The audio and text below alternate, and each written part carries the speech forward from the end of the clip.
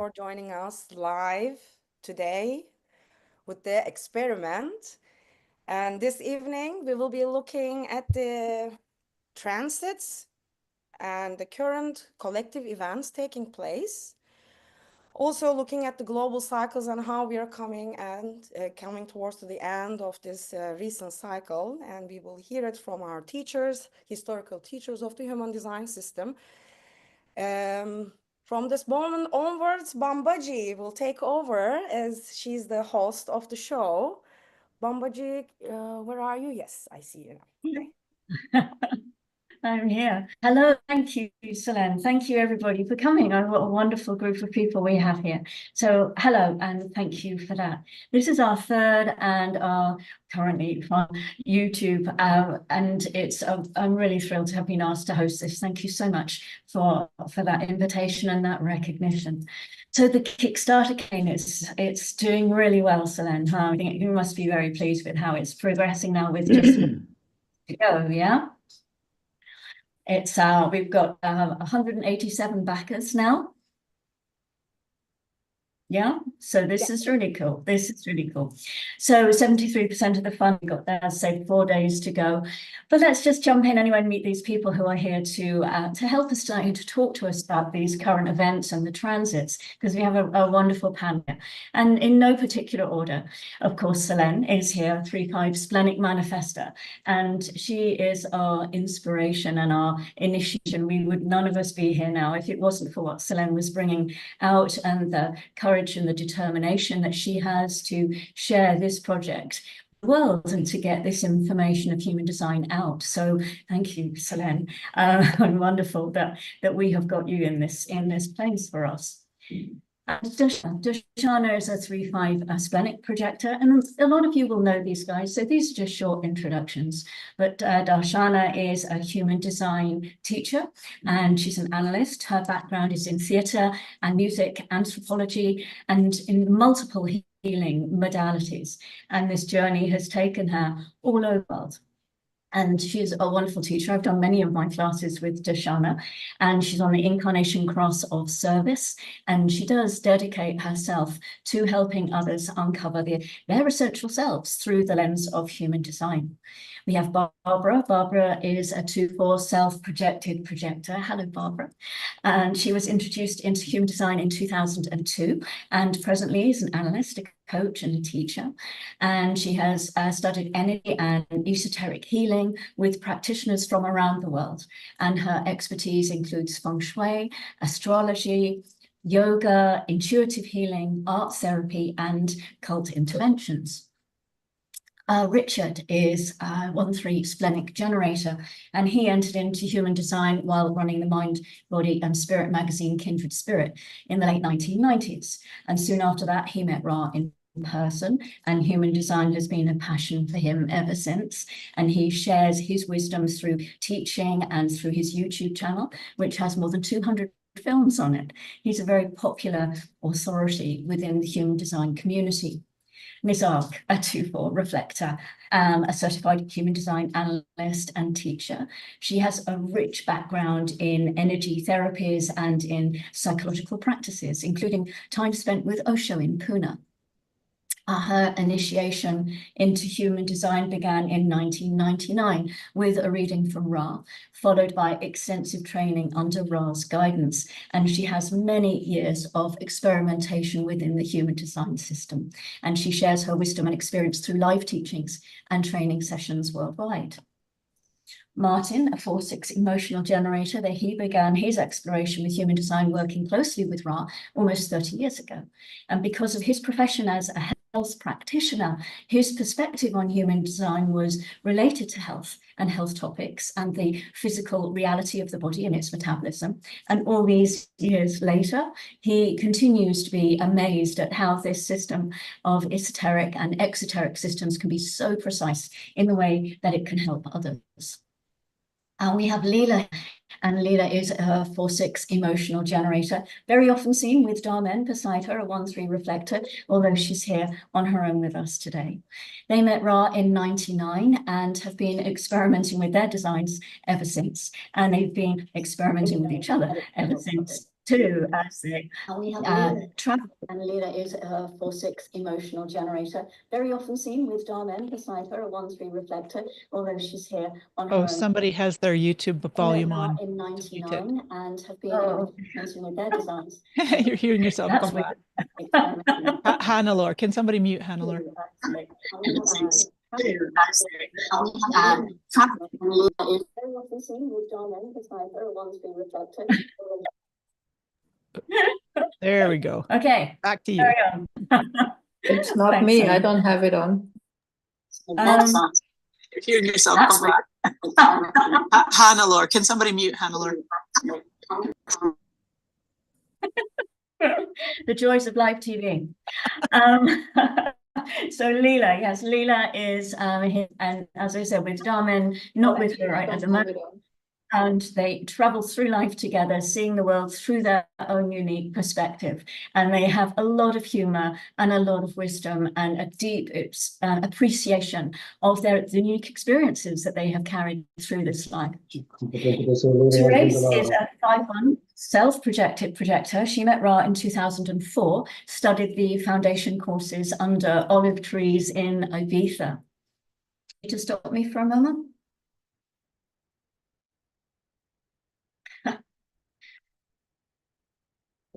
Let me know when you want me to continue. Just got a couple more of you guys.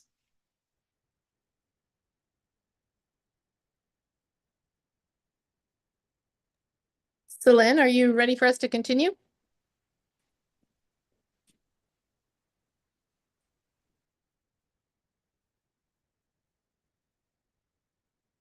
Couple more of you guys. There was a feedback. Is it sorted now? Yes. Yes, it was actually on it looked like on your side, Celine. I had everyone else muted. Celine, and are then, you ready for us to continue? yeah, it's on your side. You need to mute we need to keep you muted. Mute the YouTube. Mute your Yeah. YouTube.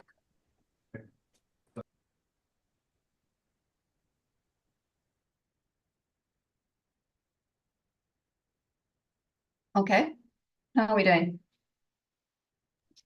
I think we are good. Excellent.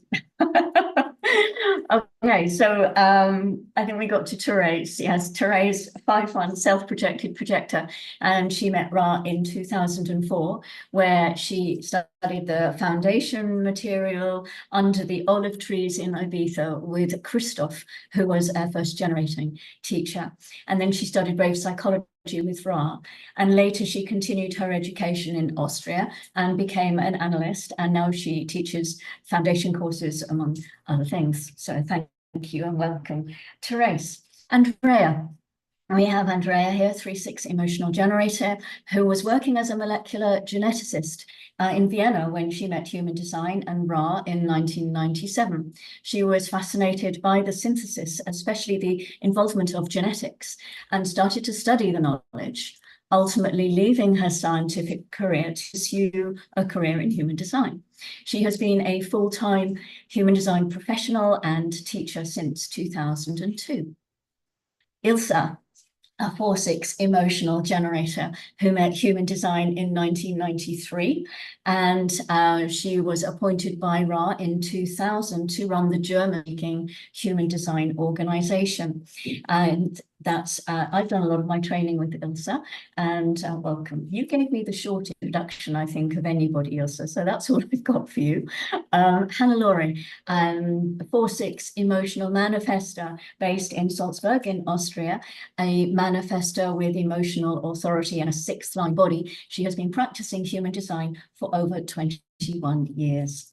So that's our introduction. These are our panel that we have here today. So thank you all, everybody. Thank you, everybody, all, whatever order you want to put those words in, for being here and bringing your wisdom and for sharing what you've got. And we've also got some wonderful people on the back end, keeping everything running smoothly for us. We have Mari, we have Janica and Jess and Jonah and some other guys. So thank you guys for being here as well, because you help everything to run really beautifully. So let us jump in, and we can start with, Leela, I would like to invite you to share your wisdom around the current transits, because this is a big theme for our session here. And you have some information that you would like to share with us about current events through the lens of what is happening in the transits. Are you ready to share? Oh, thank you. Yeah, I'm gonna share a portion of my screen, and we'll take. Is everybody seeing that okay? Okay. So I'm just really focusing in on a really small part of these larger changes that are taking place. And where I really wanted to look today is at Neptune and Pluto. Neptune, as Ra is saying here from 2009, that the real challenge with Neptune is we can't really see what's going on with it. That it seems like on the surface one thing is happening and then there's something else going on over here. And of course, what we know is what's going on over here is that we're preparing for 2027. We're preparing for a new global cycle change and the emergence of the rave mutation. So I want to take a look back here. Current events, 2007. That's not so current, but it's still impacting us today. This was when Neptune entered gate 49, and gate 49, part of the solar plexus, an important aspect of the development of the rave mutation. And the minute that Neptune entered it, things began to shift. The global financial crisis of 2008, most of the timelines credit early 2007 as when the meltdown really began. And we're still, if we pay attention this past week, we've been having another wave of financial crisis hit the markets this past week. And it's still partly because of Neptune and this shakeup that began in 2007 of our financial systems. And it's a major shift here. Notice that it's defined with gate 19, so that it was, when it entered Neptune, it was with a real big impact. And of course, nobody saw it coming in terms of the financial meltdown that took place in 2008. And I say it's still having repercussions because we never really recovered from it. In fact, the 2020 and the meltdowns that happened around COVID were really pointing out the way the infrastructure began to break down in 2008. So here we are when Neptune moved from gate 49. It's been progressing since 2007. Now it's all the way over to gate 25. And we saw here's where it entered gate 25. And, we have this potential for this, the irony, the innocence and the love of humanity, and the love of inanimate objects, the love of nature, the love of everything, right? The gate 25 and its capacity for this infinite love. And yet, we're not seeing what's going on beneath the surface here. And notice gate 49 is also present. And of course, gate 36 that's been impacting us for the past several years.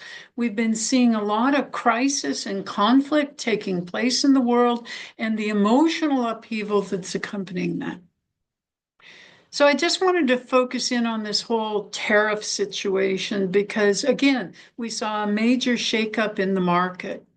So April 2nd was when Trump announced that he called it Liberation Day. So again, we have there's one thing going on the surface and something else going on underneath. This was when he finished his announcement and he had this huge list that he was raising these tariffs all over the place. Well, take a look at what was happening that day. We have Neptune in gate 25, and this is really when it entered the third line just a few hours prior to this announcement. And third lines always bring a certain amount of upheaval, trial and error. chaos. And I'm not going down into the lines, but those of you who do have your line companions or your Ravi Ching, take a look at the third line because it's an impactful line here. We also have Pluto down here in gate 41, but notice how many times gate 36 is activated in the transits here. And again, we have this whole channel of transitoriness with its crisis and conflict and the way in which the future and progress is being interpreted. So we're having this seemingly chaotic change on the surface, and underneath all the markets are shifting, but also underneath all of the mutation that is moving us towards 2027 is actually taking place.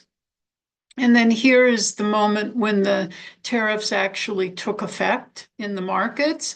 And notice the shift here. This 25 in Neptune is defined with the personality sun, or the sun is in gate 51.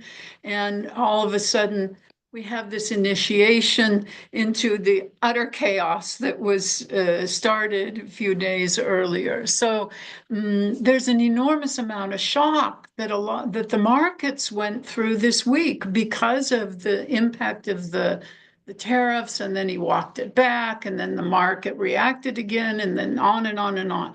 But this is really the current event side of it. But like we were talking earlier, what we don't see underneath is this mutation that's taking place. And the mutation really has to do with this relationship between Pluto and Neptune. Pluto really is the great mutator. Neptune veils what's taking place, so we're not really cognizant of it on the surface. But it's Pluto that has began this current cycle in 1779, is when Pluto fully entered gate 41 for this cycle that brought us the mutation of 1781 in the nine-centered human. Well, this whole cycle, Pluto has been mutating its way through every gate. And now as Neptune passes through those, some more is being revealed and some more is being hidden, and further mutation is moving closer to the surface, so to speak. And you can look through all of these dates if you would like, but this is the one that really impacts us all. This is where we are right now. Pluto entered gate 41 for the second pass, and it's staying there through August, and then it makes its final retrograde back into gate 60, the gate of mutation, the gate of limitation. So it'll stay there until December 5th, and at that point, Pluto fully enters a new Plutonian cycle. Now, this only happens about every 250 years. Same thing with Neptune's cycle, 167 years or so. These are beyond our lifetime. These are global cycles of their own, if you will. They're planetary cycles. So the new Plutonian cycle is really bringing a whole new energy. This next Plutonian cycle, all of the events of 2027 will take place with Pluto in this gate 41. So we're in this interesting time, and I just really called it these cycle changes of what's taking place, because this larger transition of Pluto is really sounding the signals. It's saying this is the point of where we are moving off into this new path. And this new path, there's no going back to how things were. This is happening in our lives. It is such a rare thing to see a planet begin a new cycle that only happens every 250 years. So we get to witness this. And of course, here's our 3536 again. This is December 5th of this year. This is when no going back. Pluto won't make any further retrogrades back into our current cycle. It will only move forward into the new cycle that's beginning here when Pluto enters gate 41. So hold on to your hats. It's going to be a wild ride. And as we can see, there's a lot going on in these cycles that have enormous impact on our societies, on the way in which our international banking works, our international commerce works, and all the rest of that. But the key thing to remember is that we have our own stability. We have our own way of observing and experiencing what life is bringing. We don't have to get caught up in the tailspin of what's going on in the homogenized world, because we have the tools available to stay centered within ourselves, to be able to truly have a once in a lifetime experience, moment by moment. So thank you for letting me share that. I'm going to turn off my share here and turn it back over to Bambaji. So thank you for all your patience and putting up with all my charts. Oh, no, that was very beautiful, Leela. Thank you. And having those charts really helps us to focus in on what you're talking about. It takes it out of the abstract and it makes it into something like, oh, that's why that, and that's why this. And of course, we're not in a moment where it just suddenly changes. It is a process. And it's, again, interesting to see how long we've been in this process. As we start to approach 2027, I mean, we focus on 2027, but it's never just starts on a dime, does it? So thank you, my lovely. That's fantastic. And we move from to a little conversation here. Barbara, I would like to invite you to bring your wisdom, please, and to talk to us about navigating uncertainty in this time, because it certainly is a very uncertain time. So would you like to unmute and please take the stage? Well, thank you for the invitation. And Bambaji, you're a gracious hostess, so thank you. A lot of coordination is involved in this. And again, my respect to Selene for having the courage and the energy to implement this vision. And my feeling is it's very important for this vision, for this movie, to reach more people. My design is I'm a Sphinx. My personality sun is in gate 2. Line 2, color tune, tone 2. So I've got a lot of 2s going on. But the reason I want to talk about navigating uncertainty is that's been my cognition my whole life. And trained as an artist, I've always welcomed uncertainty as an opportunity for creative growth rather than threat. And we have to understand that human design is not a cult, and it's not an institutional construct. And we know that so much of the social media, whether it's radio, whether it's television, whether it's live stream, whatever it is, TikTok, much of that is embedded through social constructs that are trying to, you could say, hypnotize or condition the reactions to what's happening in the world. So there's, you could say, an elite group of the program could be creating the problem, but within the problem, there's a predictor of what the reaction will be. And the reaction can be certain, usually giving your power away, because when people are under threat, and you even think of that word threat, it has a certain frequency to it. What they'll do is who's talking? Who can give us guidance? Who can do this? And the key here for most people is to understand that human design is one person at a time. It's not mass, it's individual. So it gives people the opportunity now not to move into fear, and not to move into what I call this confusion that can bring to your life when your bank statement begins to fail, when you lose your job, when your partner leaves you, when they think you're getting too weird in this thing. All of these aspects in your life situation, you could say they're domino effect, and you're either crushed by the dominoes or you're realizing, wait, stop. I don't need to look outside to find out what the radio is saying, what the government officials are saying, whether the president, the premier, or anything. Most of them are puppets to a higher order of power. And so what's so beautiful, when I met Ra, I remember he said one thing, and I repeated this over and over because it was very shocking to me, because he said, I'm in the business of speaking the truth. Now, after my session with Ra, and this was 2002 or 2003, I could feel the frequency of what was true moving through my body. It was something that what he said resonated with some energetic construct within me and began a journey that was very difficult. Because one thing he said at the end of my session was, well, it's very cute what you're doing, Barbara, but you'll have to give it all up. And the underlying platform from which I was working was I needed to make money as a projector. And I had been through a divorce, so I was doing 4 jobs to try to put things together. And I trusted what he said was there is an internal authority, and be curious about it. Trust it, experiment with it. And I realized that I was under threat 25 or 20 years ago, and it was a threat of losing everything. And that's how my mind created it. And my identity was wrapped into it.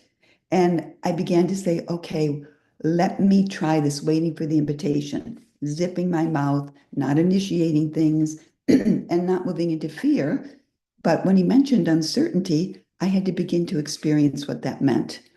And it brought me back to a potter because I was trained in pottery and also in painting.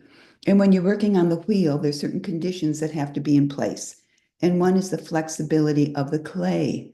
It has to age, it has to mature, and then all of a sudden you put it on the wheel, and the centrifugal force of that wheel is so powerful. If you are not centered, if you are not relaxed, if you are not engaged in, okay, what is the clay speaking to me? What do I do here? That clay is going to shoot off the wheel and hit something. And it can become very humiliating. But eventually you relax. And what you do is you have a relationship between you and the clay. And eventually you begin to form it in a vessel that you're not sure what's going to come out. And I liken that to strategy of waiting, not pushing, not saying it must look a certain way. And I have to make this much money. I've got a business plan and it says, oh my God, I've got to have 5,000 clients in order to make this much money. I've never had a business plan in my life. And so what I did is I just waited. And remarkably so, the greater the threat, I always say, okay, the greater the awareness is required on my part just to wait, to give the spaciousness of the moment, to not move into fear, but register, what is my body feeling? Is the energy contracting? Am I feeling like I want to flee? Do I want to be aggressive? What's happening here? And so I found that the greater the uncertainty, the greater the opportunity of discovering what is true within you. And you can have the beautiful home, you can have the best relationship, but if you don't have yourself, you have nothing. And when you get to the point, and human design is the one, I would say, one system, and I've tried all of them. I was like going in the supermarket and let me try this event, let me try this event, let me try this teacher, let me try this. And then what I found with Ra, and again, because I was very steeped in cults, being in a cult, then being trained by international professionals with cult intervention, I realized Ra was irritated by cults. People could make a cult around him and worship, and that's usually a human thing. But the key thing is to understand that the frequency of the message is what he imparted, and the ability for all of us to rise in the strength of our spirit that we discover through actionable steps called strategy and inner authority. And from that, our life can begin to blossom, but it's not going to look like what you think it's going to look like. And that's the mysterious quality of this process. And I'm so grateful for the teachers, and I've taken classes from many of the teachers here, because what I love to do is take courses from people who are very adept in human design, but the information is coming through their filter, through their frequency, through their life experience. And I find that that's the deepest connection, to stand in humility and say, I don't see the whole picture. I only have the authority which is unique for my path in life, but let me respect and have a compassionate awareness to be supportive and to share and to be empowered by and empower others with my unique gift. So this is why I love the way that Selene has created the movie. There are many teachers, there are many people here that are sharing what they've learned from human design and the true freedom that they've gained from the experiment. So thank you, Bambaji, for coordinating this, and it was a delight to be able to share. Thank you, Barbara. Thank you so much. I love that image of the clay and throwing it on the wheel and watching it hopefully have some integrity to it as it spins around on this crazy journey that it's going to not fly off and hit against the wall or against the fan, because we know what happens when things hit the fan. Yes. So thank you so much, Barbara. That was very beautiful. Lovely. And we will be going to Ilse in just a moment, but Selene, can I ask you, have you got anything that you would like to say? This would be a good time to do that. Yes, I would like to give some latest updates about the campaign as I'm refreshing the page now. We have total of 192 backers until now, and we are close to 26,000 euros. We have 4 days to go. It's just the final moments. We're coming to an end. We couldn't meet the standards like success criteria of the platform, but we can still be successful by fully funding the campaign. It's an all or nothing campaign, because if we were just selecting the other option to get funded, whatever comes in, there would be quite a lot of cutoffs. Plus the transaction fees are also standard. So I didn't want any money to be wasted. So I just put the goal as the, all or nothing campaign. Small update about the campaign until now. All the information and the digital perks are visible in the rewards section. If you want to still support the film, and if you believe in the vision and the mission that we're all coming together to make this happen, then go ahead and visit the campaign page. It's on the YouTube chat link, chat section. You can find the link there. Back to you. Lovely, thank you very much. And yes, if you are inspired and initiated by Selene to make a contribution in some way, please do so, and we can have a live update a little bit later on as we're sort of going through this transmission. So come on, guys, we can do this. It's almost like our Red Nose Day that we have in the UK. It's like, we can reach this target. Come on, we ought to have a little thing on the screen saying, hey, we've got this much. So let's keep playing. And so I would like to ask Ilse. Ilse, we have a little presentation for us on the Marmite Man, I believe. And are you ready to bring somebody interesting to the party? Yes, definitely. Can I share my screen? Can I share my screen? How do I do that? Yes. Yeah, you should be able to, honey. Okay.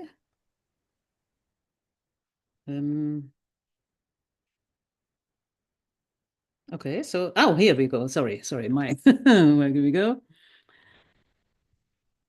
Okay. Can you see that? Come on. Yes, we Here we see go. you. Okay, well, I thought Marmite Man, that's wonderful. And I was an au pair in England many decades ago. These kids used to eat Marmite, and that was the first time I encountered it. And it was the most disgusting thing I ever met in my life. So very funny. Suits Trump very well. Okay, anyway. I thought there's been, and I suppose there will be some more details about the current changes. And I wanted to give you a little overview. I have only one conscious first line, so I'm not into details. I'm much more interested in the overview. And watching Trump come to power, I mean, the mind boggles. You really cannot understand how anybody like this can end up being the leader of the so-called free world. But then if you have your human design background and if you look closer, it is obvious why this happened, and you can see really why he sort of is here and what he is all about. So I don't want to go into any detail of the general change from planning to Phoenix, But I just want to remind you, right now, at the end of planning, we have a channel from the evolution cross activated in planning. So this is support of your family, friend, direct support.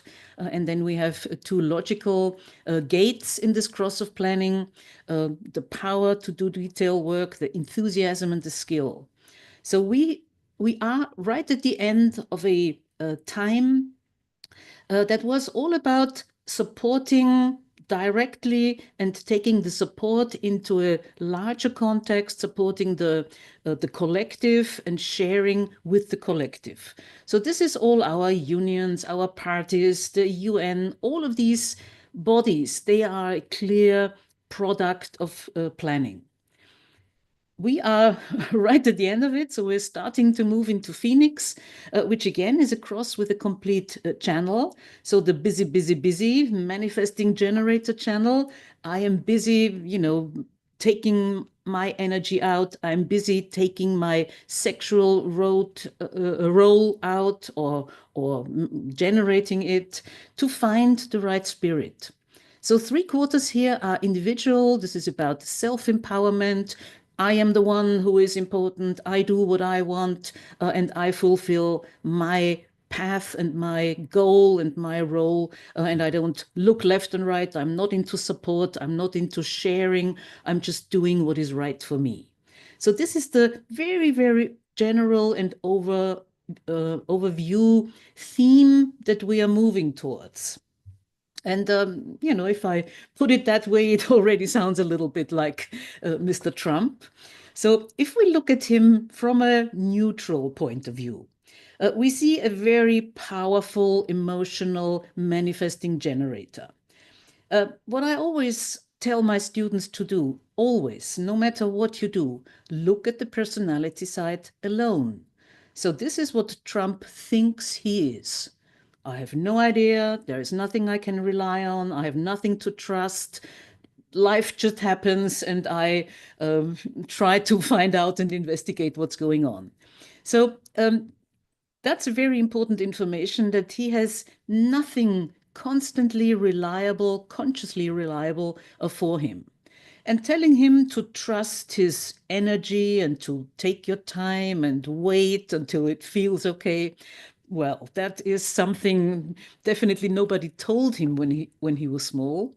And if you put all of this in the context of the time that we are in the context of a apparently money-driven and money-oriented situation and parents, and the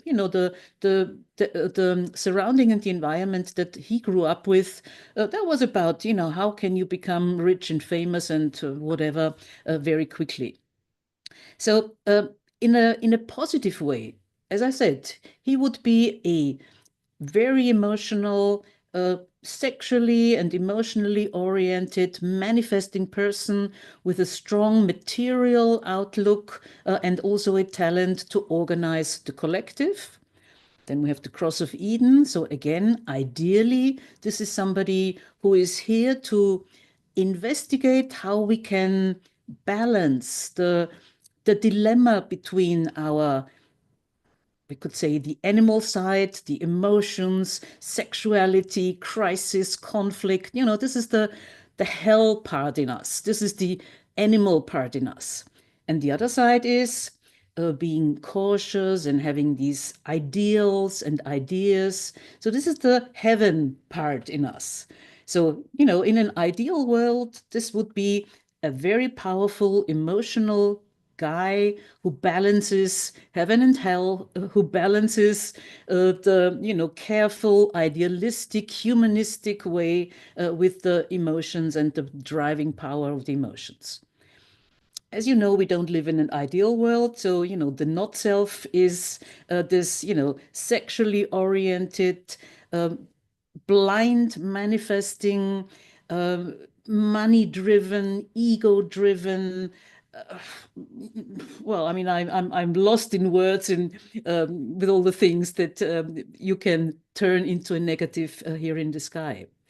But it is very important to understand that we go into this me first, and I am busy with myself, and I'm looking for my spirit to satisfy my physical needs. That's the general theme that we can see in Cross of Phoenix.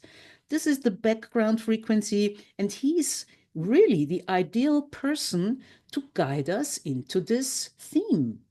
And this is not going to be fun, particularly if you have no safeguard. But you know, a mutation, a genetic mutation, doesn't happen alone within itself. It needs people to manifest it. And that's why, not only in America, but it's, of course, particularly, how shall I say, effective there. I mean, we have our little Trump here in Austria and in Germany. They're all over the place. So it needs these people to manifest the mutation. And such a huge change obviously causes chaos and causes conflict. And, you know, so that's in a way the typical and needed personality to guide us into this coming era. And then there's another thing that really adds to this. If you have maybe listened to Andreas talk about the colors in change a couple of days ago, very, very interesting little lecture, where she showed you we're not only changing cross and changing line. Of course, underneath the line, we have the color. And we are at the end of the first line in planning. So at the end of the first line, we're also in the first color. So right here and now, the background frequency that drives all of us is fear. You know, Barbara just talked about it, and it's obvious that this is what we can feel and see all around it. So again, he is the ideal person to use this fear, or to, you know, being driven by the fear himself, obviously, but also using the fear that he can manipulate, you know, millions and millions of people. You know, we close America so nobody takes anything away from us. This only works if people are afraid. So, you know, again, this is the perfect leader, if you can call him this. This is the perfect man in power to manipulate and work with fear and through fear. And of course, the damage that he does is obvious, there's no question, but it is only possible because there is this fear-driven world all around us. And when we enter into Phoenix in 2027, we enter into the sixth line. The Earth axis is going the other way around, you know, opposite to the direction of the sun. So when we come from the first line into the sixth line, we go, of course, from first color of fear to the sixth line of innocence. So again, you know, that sounds to start with quite soothing. It's not quite soothing as it sounds. Because if we look a little bit closer into the lines, the first line of gate 37, where the sun Earth axis is pointing now, end of cross of planning, channel 3740, first line. So 37.1 is mother and father. The foundation of community is the authority of the parents, you know, who help us and who educate us and who are there to care for us and to support us. That's the energy of the 37. Moving into the sixth line of gate 55, this is where the Earth axis goes next. So this sixth line of 55 is selfishness. So the wisdom of the abundance is really to realize you need it for yourself. And if we look at the text of this sixth line, you know, it can be seen very negative. And in the not self, of course, it is this negative side, or this negative sounding side, the possibility that materialism becomes obsessive with a mean spirit that will not share. I mean, this is Trump's and Elon Musk's line, you know, it couldn't fit any better. But there is another side, the possibility of finding the spirit through materialism. So again, if you make sure that the abundance that we have and the wealth that we have supports or empowers you first. And then when you are wise about it, then you can share it, and then you can be successful with a spirit, even if it is materialistic oriented. Or on the other side, in the not self, you can become a mean asshole. That's the other possibility that's there. And again, it is really unbelievable how well Trump is fulfilling this. So it's not some bad guy harming the world. It is some guy being supported by the world and by the frequency of the world to fulfill the program. And of course, nobody is really truly living their true self. So everybody who says, since I've been living my design, oh, well, not quite. It is a journey. It is a development. And, most people are not even moving towards living themselves. So in the not self, being driven by selfishness, being driven by the need for materialism and for material abundance, well, then you end up with Trump here, or with, all the other little Trumps we have in our politics now. So I mean, it doesn't make him a nicer guy. I still don't like him. That's no question. But it is very obvious that he is necessary and he is fulfilling the program.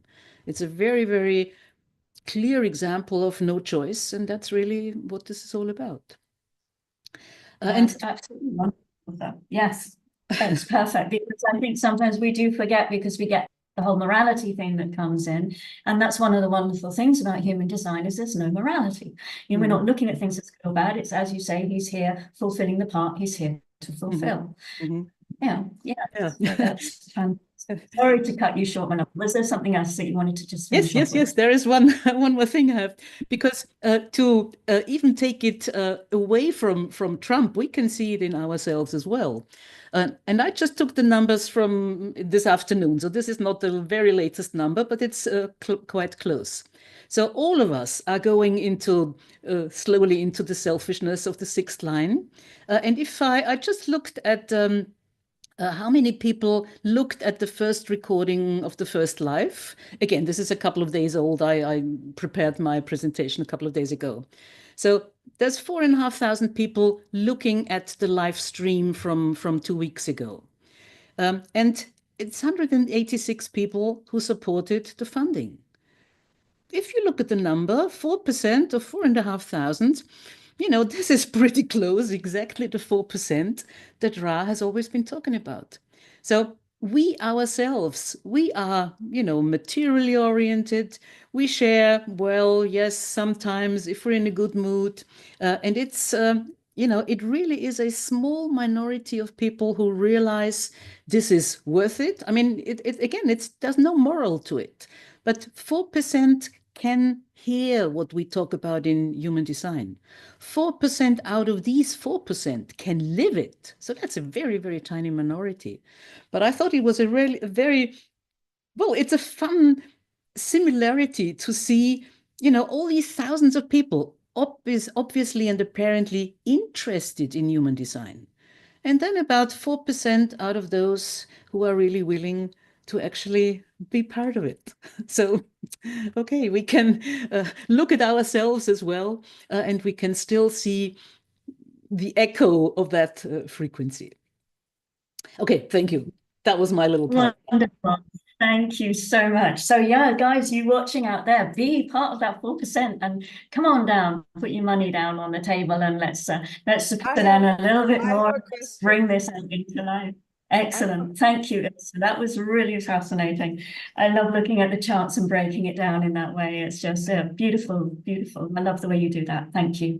And you talked about Trump there managing the collective and the collective living from that space of fear right now. So I would like to invite Richard. Richard, I believe that you might have something to share on the strong collective focus that we're feeling at the moment around sort of that finding justice, finding balance, and how human rights are so important, and how we've got to do this and we've got to fix that and we've got to do that. Would you like to share your perspective on that, please?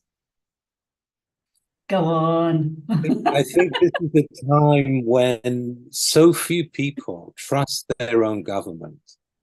I mean, really, there've been so many different millions of people coming together and going, no, there's been a lot of this going on. So when I think about the global change and I think about what's actually happening from the really high view, and the high view is that the Ashna, the mind, the human being, the self-reflective consciousness is going to take second place to something completely different. And what I see happening is basically a lot of confusion, a lot of suspicion, a lot of argument, a lot of fragmentation. It's almost like the Ashna itself is shattering. The thoughts that we have, we are all being bombarded with so much new media in so many smaller little segments. You know, it's like, what the hell's going on? I've heard this, I heard that, I've got this, I've got that. You know, there's so many different viewpoints. It's very difficult to find a grounding in all that. And that's what I see going on. At the same time, because of the distrust for the governments, there is also a greater suspicion and people looking into things that they wouldn't normally be bothered to look into. And finding things that they never knew were there. So there's both investigation and a turning in from ourselves going, well, what is actually going on and does it affect me? And is it going to hurt me? Is it going to help me? What the hell should I do? And there's lots of people finding that the thought processes that used to be reliable and the sources that used to be reliable, we find out that so many of them aren't. We find out so many things that are not the way that we believe them to be. So from the big view, I see a kind of a shattering of the intellectual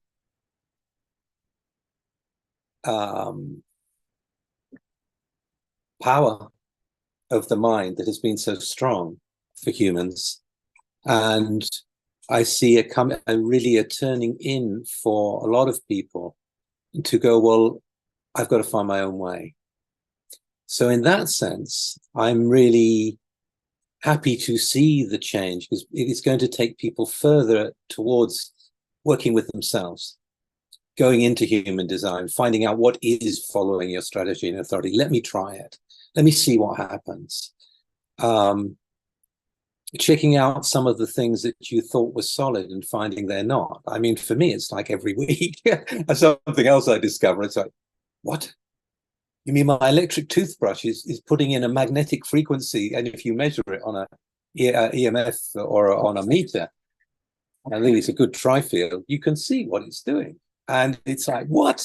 You know, there's so many things out there that we've taken for granted that are actually not good for us. And they've been sold to us. And as mentioned earlier, you know, there's a kind of a brainwashing going on, but at multiple levels, and everyone seems to have their own agenda from where it comes from.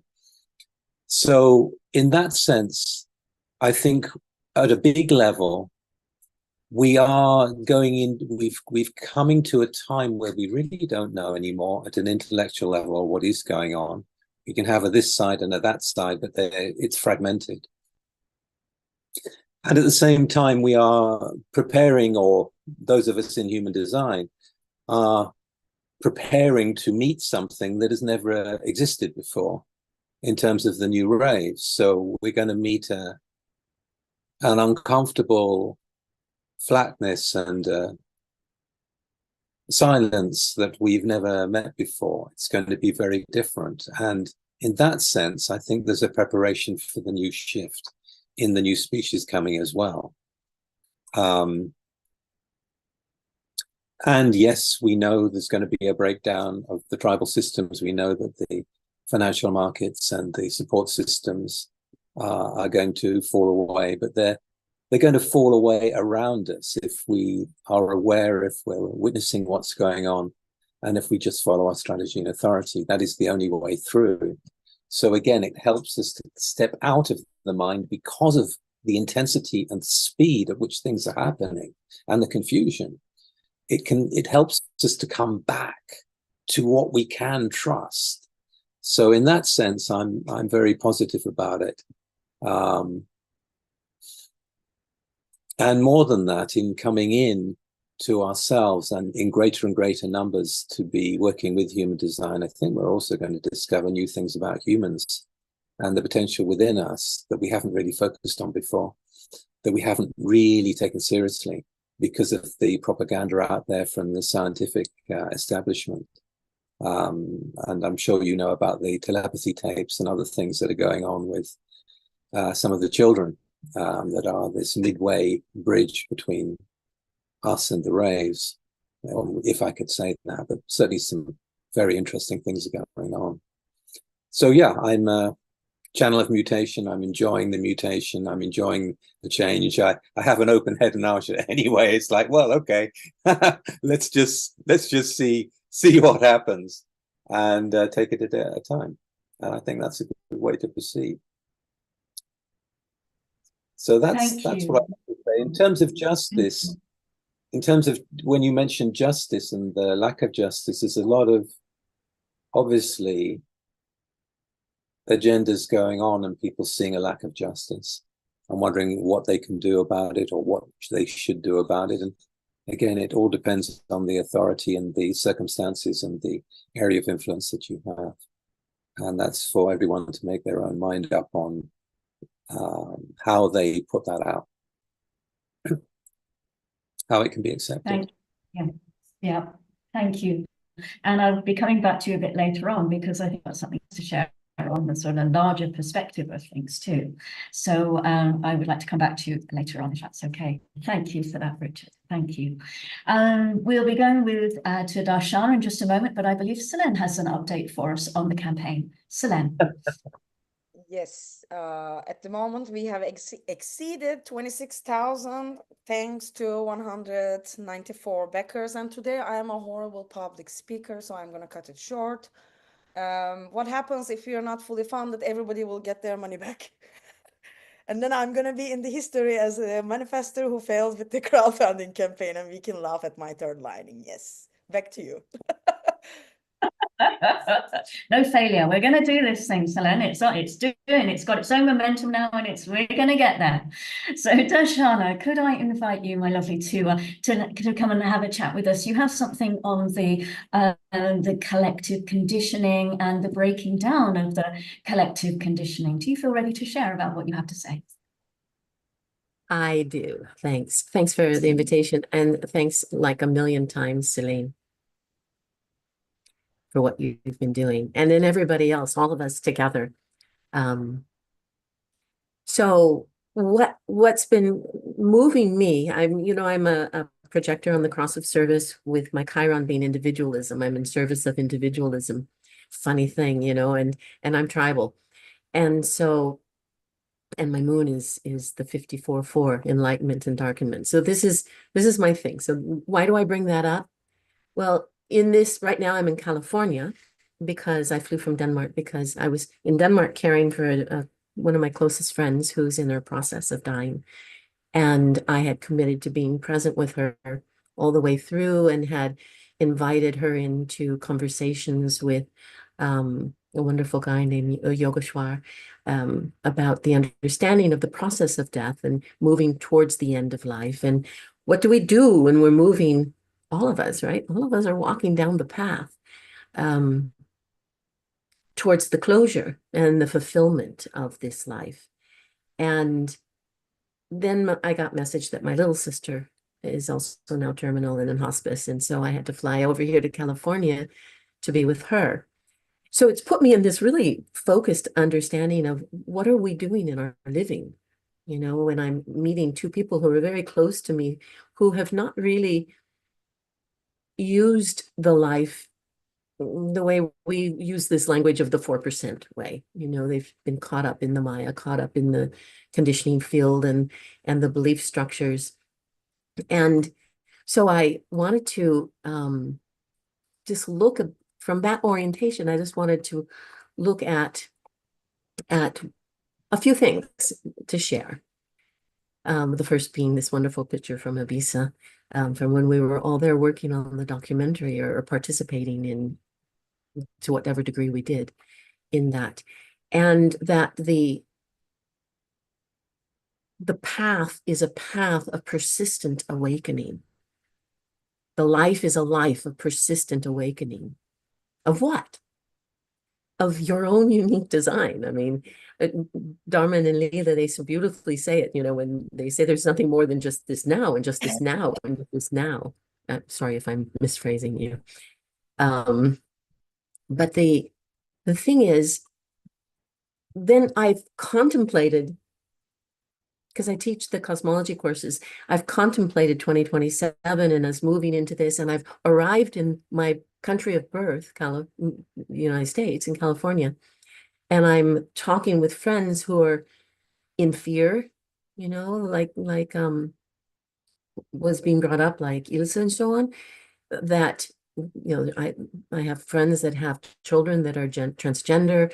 I have friends that have children who work in the government and have lost their jobs. I have a friend who works at Stanford and in the labs, and they're losing their funding.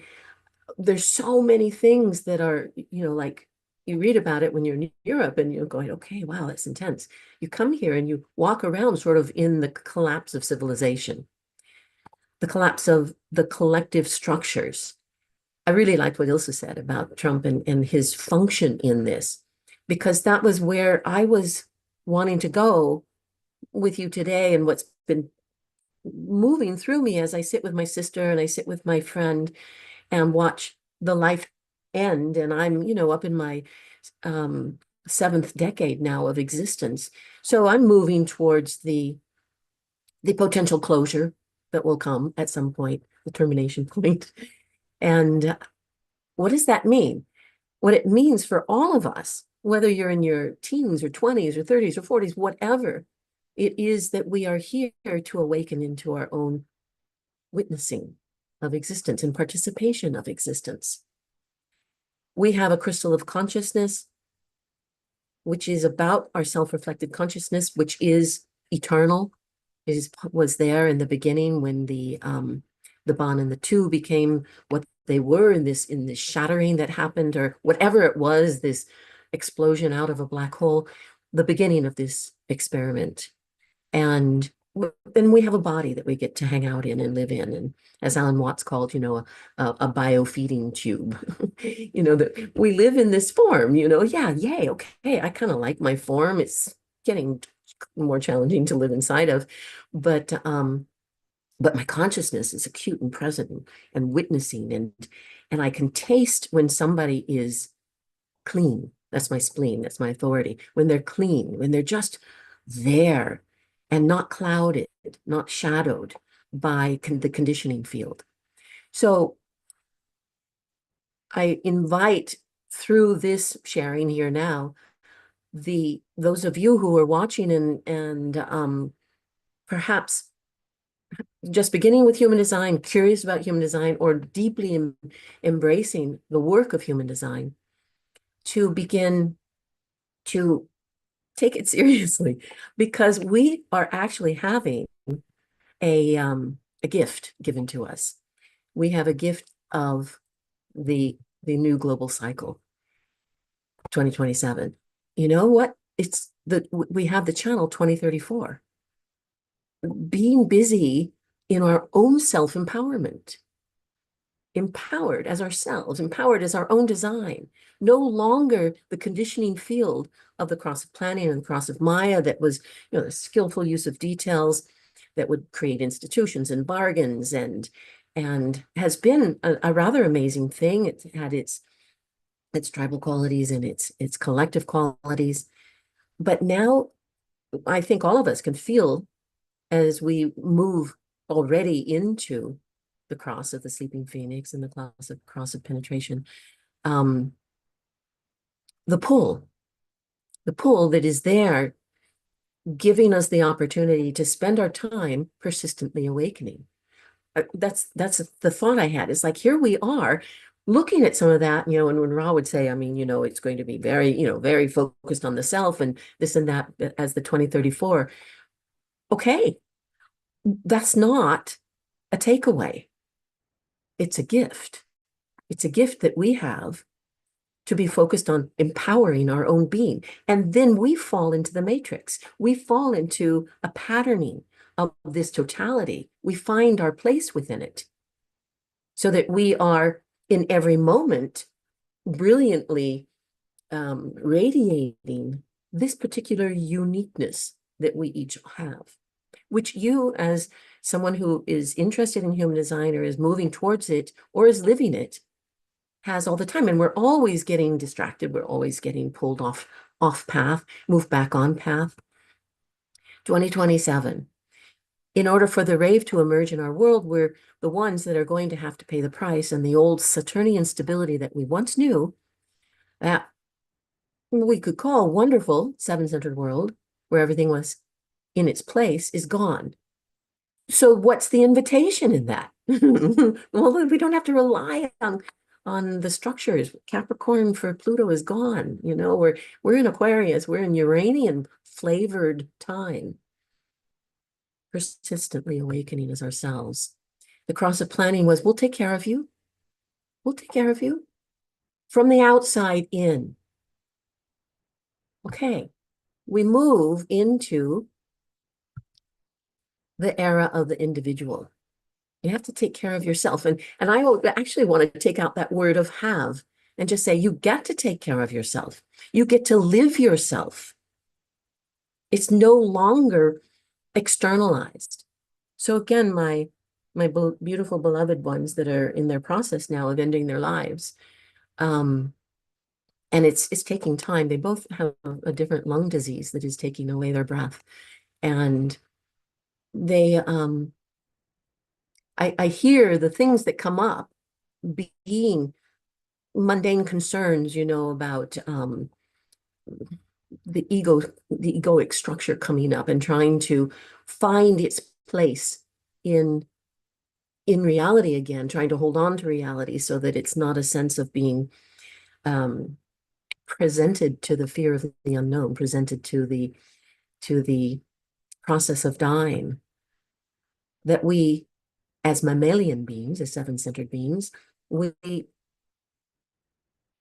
structured to fear death. We've got that amygdala, we've got that primitive brain that is going to take care of us as well as it can. And yet we are the nine-centered being, as the mystical way has guided us towards, leaving from this sacrifice morality, which you again hear living in America right now, and also in Europe and around the world. There's all this talk about the struggle between what the morality is and what we have to sacrifice, and you have to sacrifice yourself ultimately. Well, do you?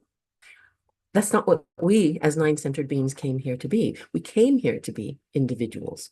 We came here to live in this mystical way of not tribal and wa circuitry. We live in it, and it's been a great thing. We've built some really wonderful things. I'm happy for the internet and so on.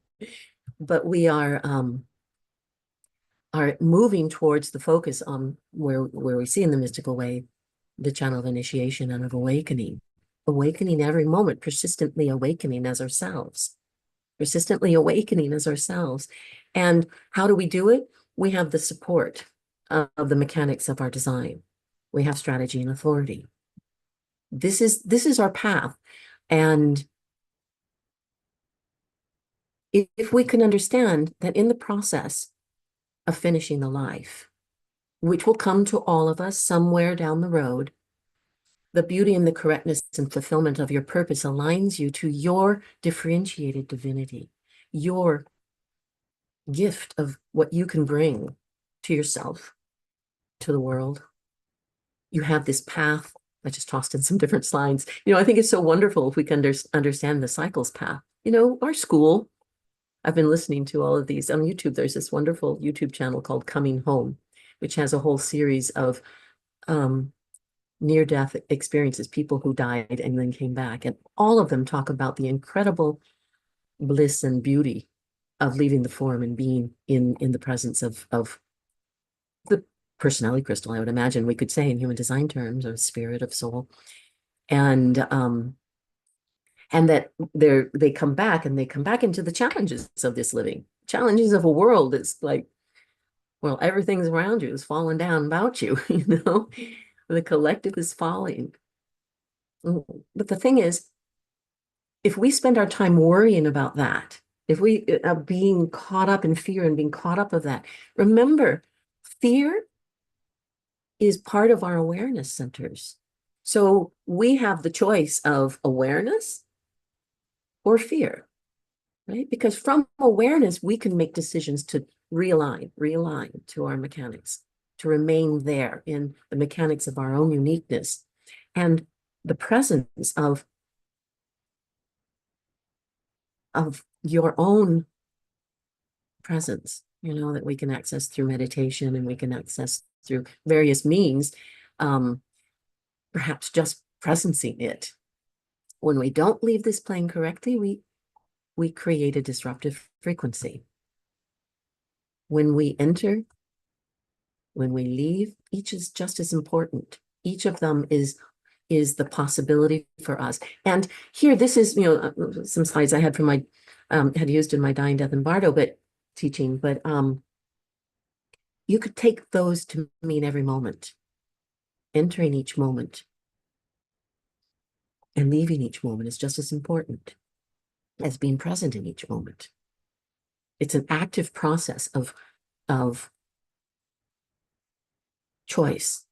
That was one of the videos of the people who had died and came back. They said it's all about choice. And I remember we talk in human design about it's, you know, how we can make decisions as ourselves and that we are choosing in every moment.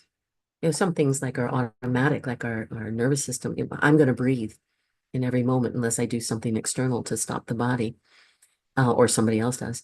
But the choice of life and being present, being aware in every moment that we can. That was something I asked Ra a question once, years back when he was here. And I don't remember what the question was. I only remember what he said. And he said, it's entering each millisecond as yourself. Each fucking millisecond, you know? And that's all we've got to do. We don't have to worry about our economies, our bank statements, our living circumstances, because when we are present in the alignment of our unique energetics, we're going to be in alignment with this matrix, with this Maya, with this movement, with this global cycle. So I really invite you to support this film because I would like to see human design out in the world more. I would like to meet more people who are engaged in presencing their own beauty. I would like my little sister to have been able to move out of this world more connected to the truth of her own being. Yeah. So that's what I have to say. And thanks for listening to me. Thank you so much, Darshana. And that's a beautiful phrase, life of persistent awakening. And it really is a gift to be able to explore that and to have the awareness to have that as part of our sort of environment in a way. Thank you. And thank you so much for including us in Tribe at this time, because I know you have a lot of things going on there. So thank you so much, and huge love to you and to your loved one and their missions. So, okay, Selene, you have an update for us on the film, I believe. Yes, because I get to asked in different social media channels and emails why this or that teacher is not in the cast list. And I just want to make an announcement that I invited those names, but they have their own inner authority, you know? So you can go and ask them. Why not? Probably they also don't know, because it's just a matter of inner knowing. Yeah, I just wanted to say that. Okay, thank you. Okay, so next up, and I think in talking about the gift, that this is a lovely link in that we have here from Darshana, bringing us to what Martin Grassinger has to share, because he's going to talk to us about the only life form on the planet that has a self-reflected consciousness and what this is. And Martin, I would love you. Are you ready to share what you have? Yes. Can I share my You screen? can.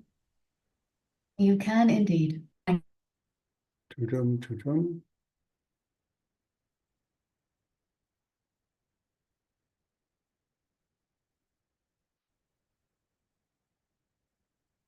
Okay.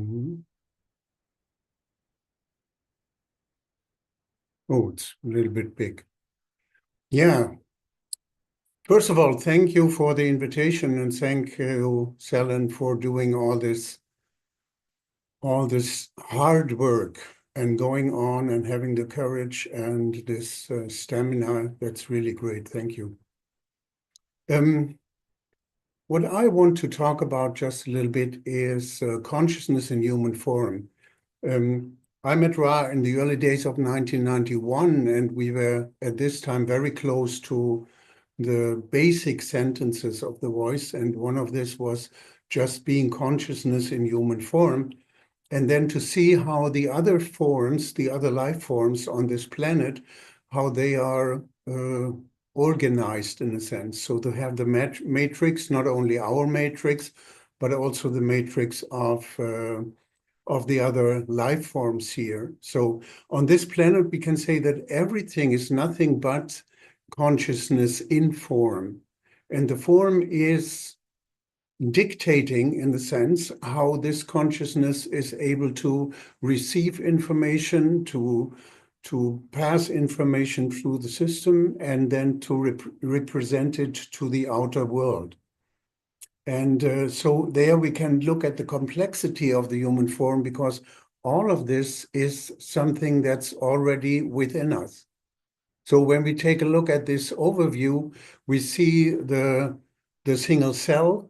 So this is also the basic in terms of how we are living. So the single cell. What the voice was saying is that the single cell is an instrument for consciousness. And our body is made out of cells, so this makes sure that our body is an instrument for consciousness. And we have all of these different structures which are within us as well. And when we look at the other life forms which we have there, they are all only endowed with one single awareness center. This is the splenic center, which is the physical awareness in the now. So there is no timeline, in a sense. They are just in the now. So it starts with the plants, just to see that even every single blade of grass is nothing but consciousness in form.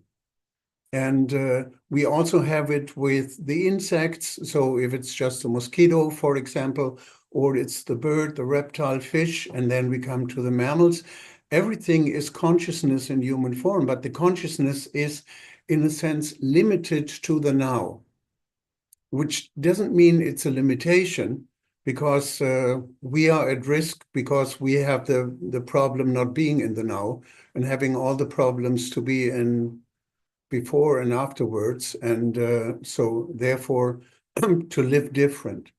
When we look at consciousness in human form, this was what I was doing right from the start, to look at the body graph as a map of the brain, so the matrix of the brain.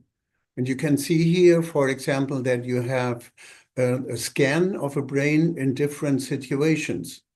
And you can see here something what we have in a chart maybe as well. So you can have different areas in your chart which are defined, but they are not connected with another area which is also defined.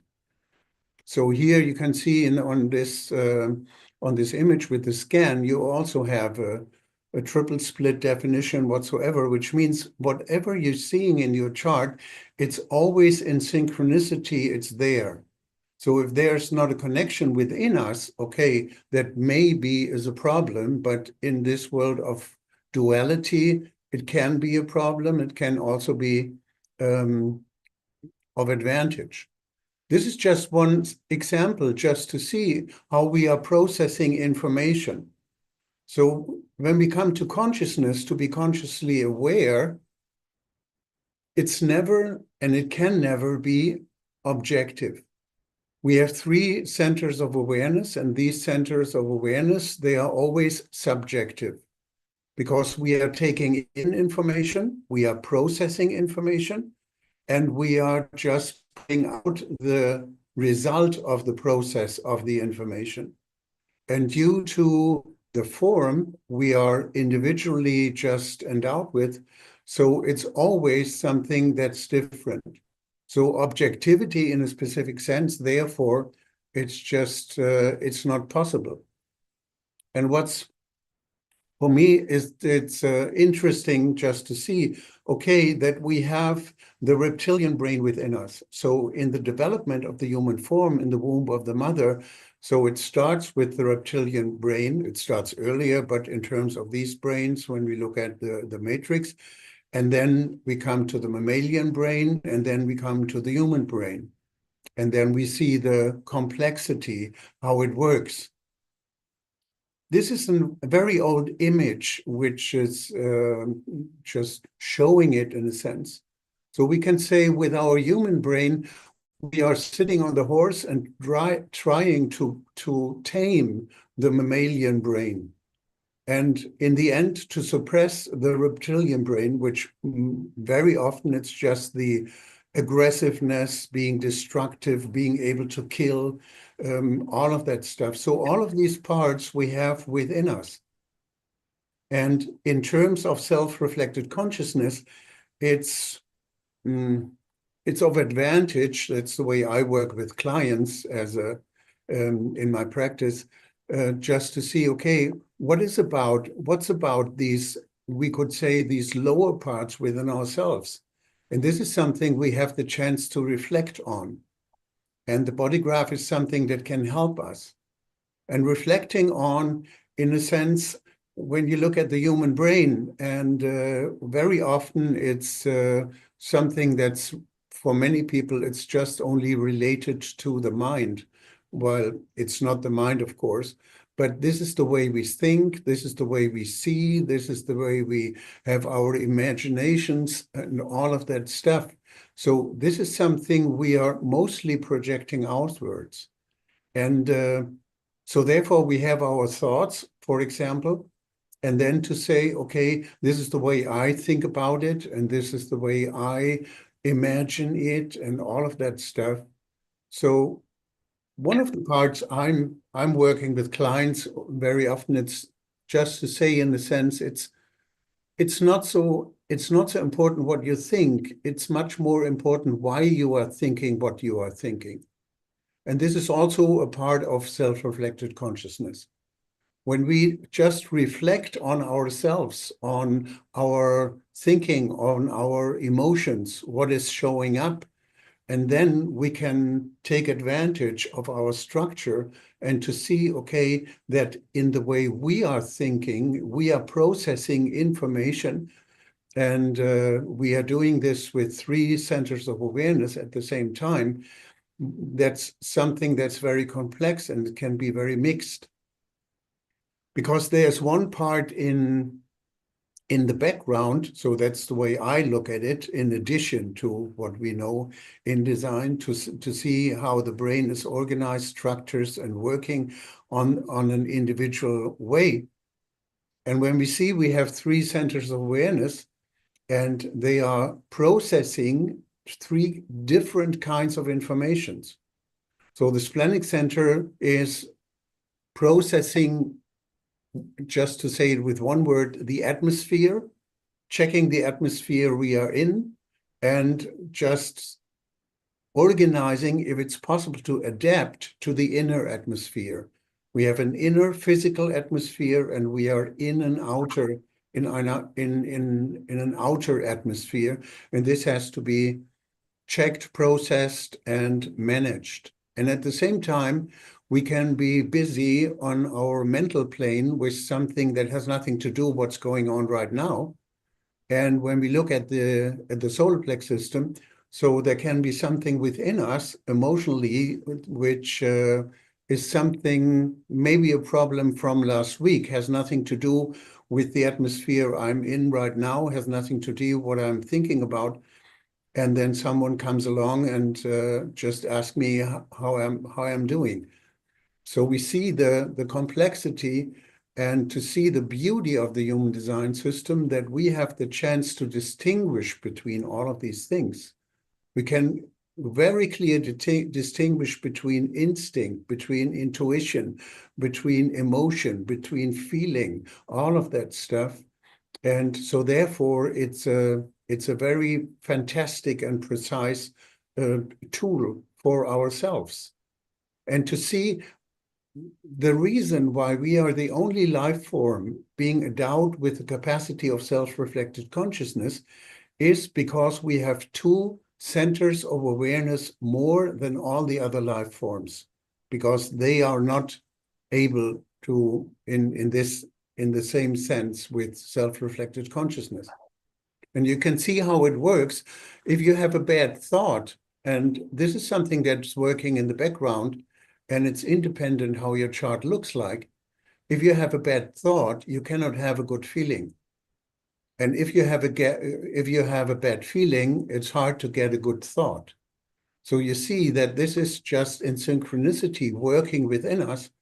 And by looking at the chart and to see how the mind is organized, how the emotional system is organized, we can be very precise and to see how this interrelation, in a sense, is working. And this is on one hand something that's a problem for many people. Therefore, they prefer to project everything on other people and society, and other people who are willing to reflect on themselves. And this is what we have within us, this capacity of self-reflected consciousness in many ways. And this is one of the many, many, many parts of this system which are fascinating me to be a tool. Thank you very much. Absolutely fascinating. Thank you so much. Whenever I see that image of the different brains and the reptilian brain and the human brain and everything, I see the reptilian brain and I automatically think of my brothers. But thank you so much for what you brought there, Martin. It's always fascinating to listen to you when you start talking about the health, and I've been in many of your talks and they're always so inspiring. So thank you very much for that, for your wisdom.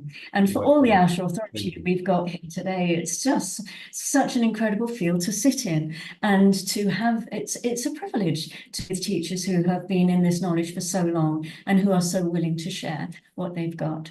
So we're moving on in a moment to Therese, but I think before that we have Selene. Did you have anything that you'd like to update us with? Yes, right now with total 196 backers, and we're just over 27,000 euros. Thank you, everyone. Fantastic, fantastic.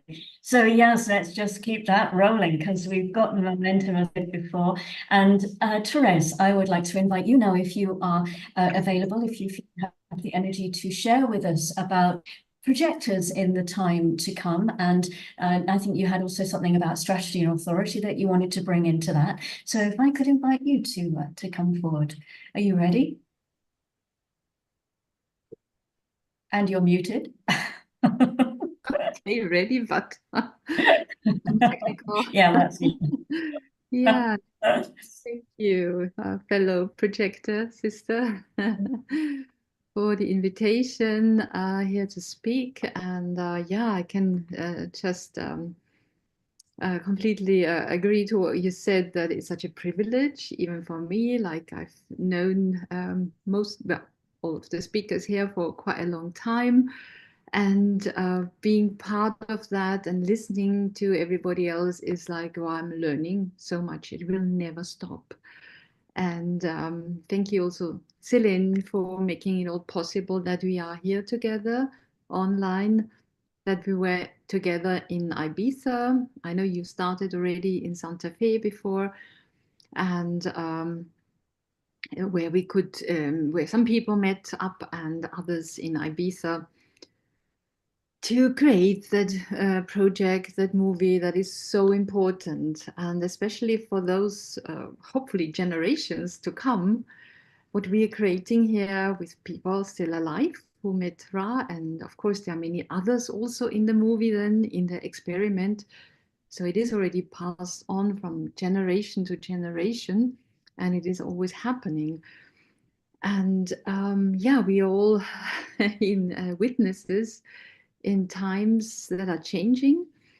And as we've heard today already, so many people are actually fulfilling the program.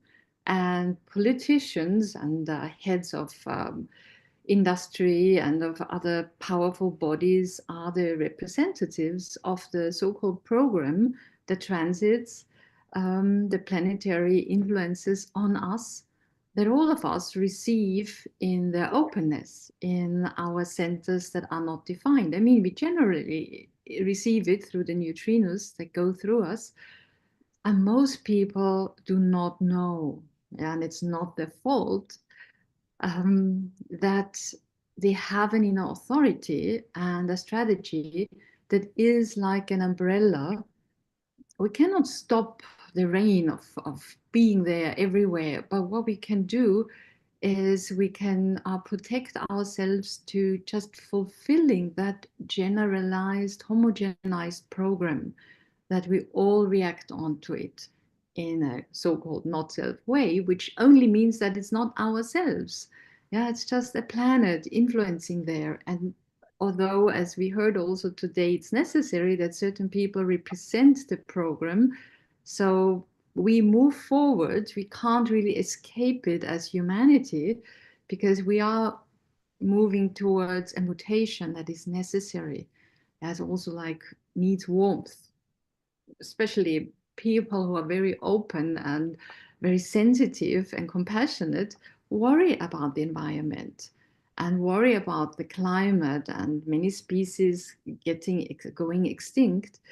But at the same time, we have this short lifespan here as an individual, like every cell, every insect, as we also heard from Martin, is here in form for a very short time. Yeah, and feel for Darshana to be in the situation saying goodbye to loved ones, where we remember how short this lifespan is that even we as humans have, and how important it is, and how lucky we are when we know that we are in 9-centered bodies that are the only form that can really act and decide in this consciousness, in our self-reflective consciousness, informed by a place in ourselves, even for the mental projectors or the reflectors. Eventually it happens in the body, where we have a source that is our inner truth, and that will always know what's correct for this form, for this personality crystal sitting on top of this form that was built up by the design crystal and the magnetic monopole that is here in the G. And projectors have been only here on this planet Earth, as long as humans have been in this 9-centered form. There is no history of projectors that were manifestors, of projectors like manifestors. They have been here for millennia. The old kings, the old leaders, in their own way, with their often impulsive, with their very impactful, with their way in the old days, especially as 7-centered beings, shattering people, often telling them and overpowering them and dividing them, also uniting them as leaders against something, for something so powerful. And then we hear in human design that the projectors are the new leaders. Yeah, came in like about 250 years ago. So what does that even mean? Because at the same time, we know we are here to wait for the invitation. We are here to deal with people on a one-to-one basis. we have this free-floating intelligence, as Ra said, that is not bound in a sacral, where there is a reaction, even for emotional generators and manifesting generators. Eventually, it's the life force that gives the impulse from a reaction to life itself, to whatever there is out there. And that's a force, but it is all happening here. Yeah, everything else is an extra. And manifestors, they have this power from their throat to a motor. And this is really where they also are interested in the other person, but what impact do they have on them? So that's how but it's still how manifestors run this planet here in many ways. Of course, manifesting generators are also up there a lot. Yeah, so they ideally would react and then only manifest, but that's the other way around. And when a projector comes into power, we heard a lot about Trump today, but there was Obama once, yeah, wasn't there? He was a projector, and there were so many hopes that he would guide differently. And in the end, there was a big disappointment because he was elected by the homogenized world, and he could also only fulfill what those who elected him and the party behind him and all the mechanisms and those in power and also the military complex, like for every other president, no matter which type, dictated. So it was not a different result. So then why projectors? Is it not enough to put them into power? No, it's not. So only a projector who really only decides when seen, when recognized from the inner authority, and I'm pointing towards my G because that is my inner authority as a projector. And I have no motors, by the way, so I really have to look after myself so that I do not get wasted away in too much activity. And we are here to observe the world, and then when something comes our way, to be ready, to be prepared, and to really have practiced also to be connected to this inner authority. Yeah, Barbara just so beautifully shared her own inner authority as another self-projector, and she's on the cross of Sphinx. So this is somebody who is here to have this 4 gates of the G center that are just about direction. And of course, we're all about love and direction. We all have a G center, defined or undefined. And this is where we are aligned with our higher self and our trajectory, like with a cable car. And we all go there. Somehow it can be more or less wobbly. And for me, I'm the other way. I'm on the cross of healing through love. So I have in my incarnation cross, I have 2 gates in this G center, the gate 10 and gate, sorry, that's my moon node, gate 46, love of my body, the temple is my sun gate in the 5th line, and gate 25, yeah, the innocence. And I happen to have almost all gates in the G center because my moon nodes are there, and Venus, and only gate 13 is missing, or it's not missing, it's just not there. It's not a gate that is permanently defined. So when Ra first saw my chart, before he saw me, because my partner then was a good friend of his, he was like, oh my God, that's an amazing G.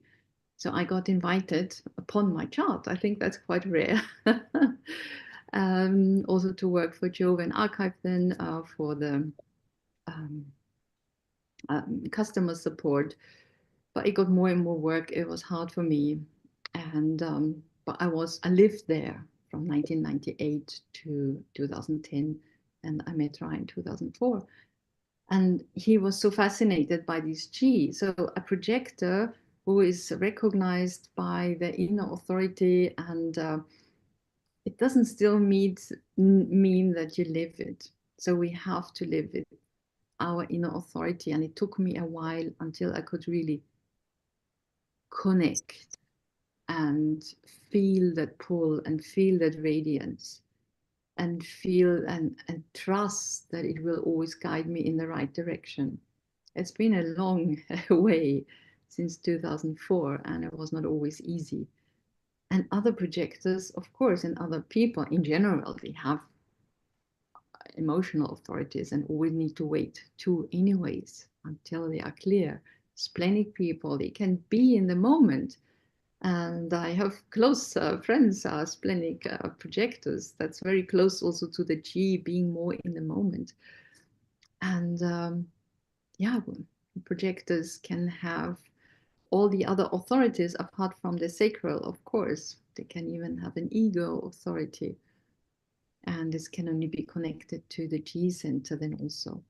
So what does that mean, our strategy and authority? If we as projectors, as these beings who have just been on this planet for 250 years with the new mutation that everybody is nine-centered, for those who know it and live it or not, we are all in that form. We can be role models by living ourselves and being in the waiting position until the others are ready. Yeah, the place is a rat race. The earth is in turmoil. Yeah, by the way, 1781, when the mutation happened, around that time, it was exciting times too. Yeah, there was the French Revolution almost arrived, and then later came the American Revolution. So people started then also to disobey because it was in the planetary program. There was a mutation happening, but they still did it for a long time and still do in the seven-centered way. So as projectors, when we are in groups, which we are in immersions, for instance, in events, we always gather, and then often people can only see the quality of a projector. Yeah, they can see that we are waiting with lights in our eyes, ready to be recognized. But when we start and initiate and talk at people and want to guide them because we are here to see with this free-floating intelligent, we are just annoying. Yeah, they will just swoosh us away and not ever want to hear from what we see and how we can guide.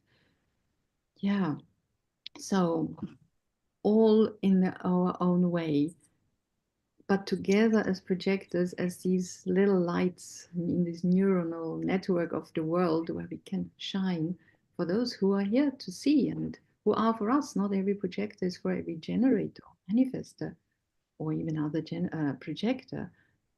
But we can raise this awareness also by being us and by shining and by waiting in this.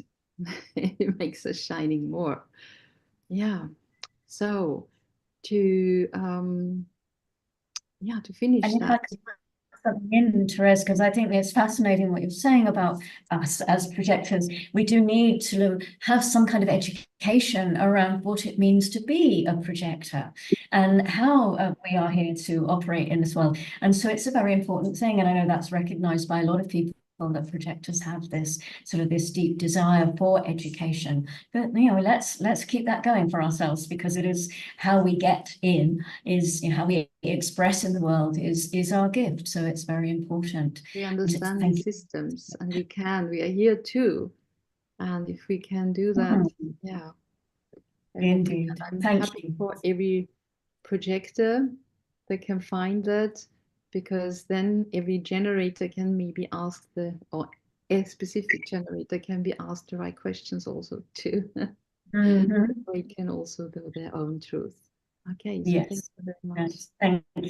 Thank you. Yeah, we'll get there. We'll educate as we go along and as we are in the world. Thank you. Selene, do you have an update for us before we move on, Danny?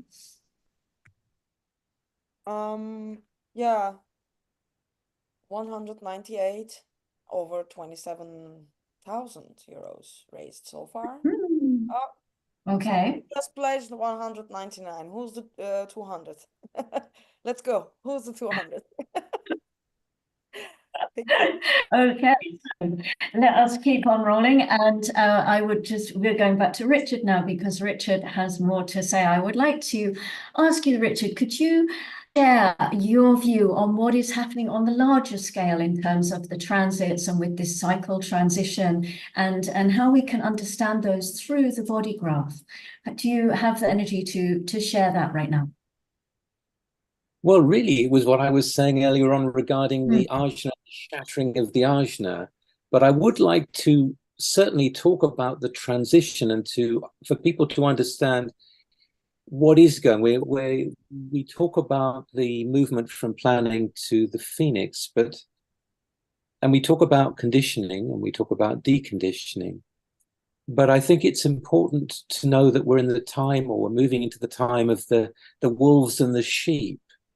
And in that sense, it's not enough to take for granted that the background is the way that we have perceived it up to now. And I think part of the waking up is the waking up to our own life, our own authority, the way that we move, or in my case, being empowered in that, depending on what your design is, to live that, but at the same time to be aware of what is happening on the outside field that is going to interfere with that. I mean, I'm the right angle cross laws, and I really don't like being interfered with. I'm strongly individual. It's like, okay, that's not going to work for me. It's and being a 1-3, I have very much looked into what is going on at more and more subtle, sneaky levels, which I do believe it's important that people wake up to that, as well as waking up to their strategy and authority. We're no longer where we were, when we were with Ra. A lot has moved on technically, a lot has moved on politically, a lot of change has happened, and it's a different playing field. So I would like to say that. I would like people to be aware that as we're going into a sixth line time, there is going to be a lot more death that is going to be prevalent in the world, and without fearing it, to see that that's part of the emergence of something new, but also the emergence for us to come into ourselves as we go through that, to take the change, not just as something that's going to happen in the future, but is happening now and will continue to increase. So that's really what I want to point out, that we are in the time that we're in. One of the things I love most about human design, before human design, I was thinking, the human race is going to go on for so long, and it's going to go on thousands and thousands of years, and it's amazing what we'll be. And I'm going, humanity has this vanity about it. And really, now we can see we're just part of a development of consciousness, and we're moving into a time when the human being will be, not the supreme top of the food chain anymore. Eventually, maybe not in our lifetimes, but we get to see a complete change of being in this Maya in a way that perhaps we can't really understand. We don't have any access to that. But what we do have access to right now is to be aware of what is going on, and that's going to take people's changing their awareness, just as the support structures are coming down. To see that those structures that are up there politically and socially may not be for the best interest of the human race, and to see that and to wake up to that and go, okay, so maybe I should look closer at what I'm doing, at where I'm going, at who I'm meeting, at who I'm listening to really to wake up to that as well. I think the increase in deaths, because it is a time of natural extinction for human beings. We know we're not going to go extinct. We know that, there is going to be a change in the, a whole change in our sexuality, that the children coming after 27 are not not really going to be interested in sex in the old-fashioned way. Those of us who were born in there are still interested in that, but the ones coming, it's going to be very different.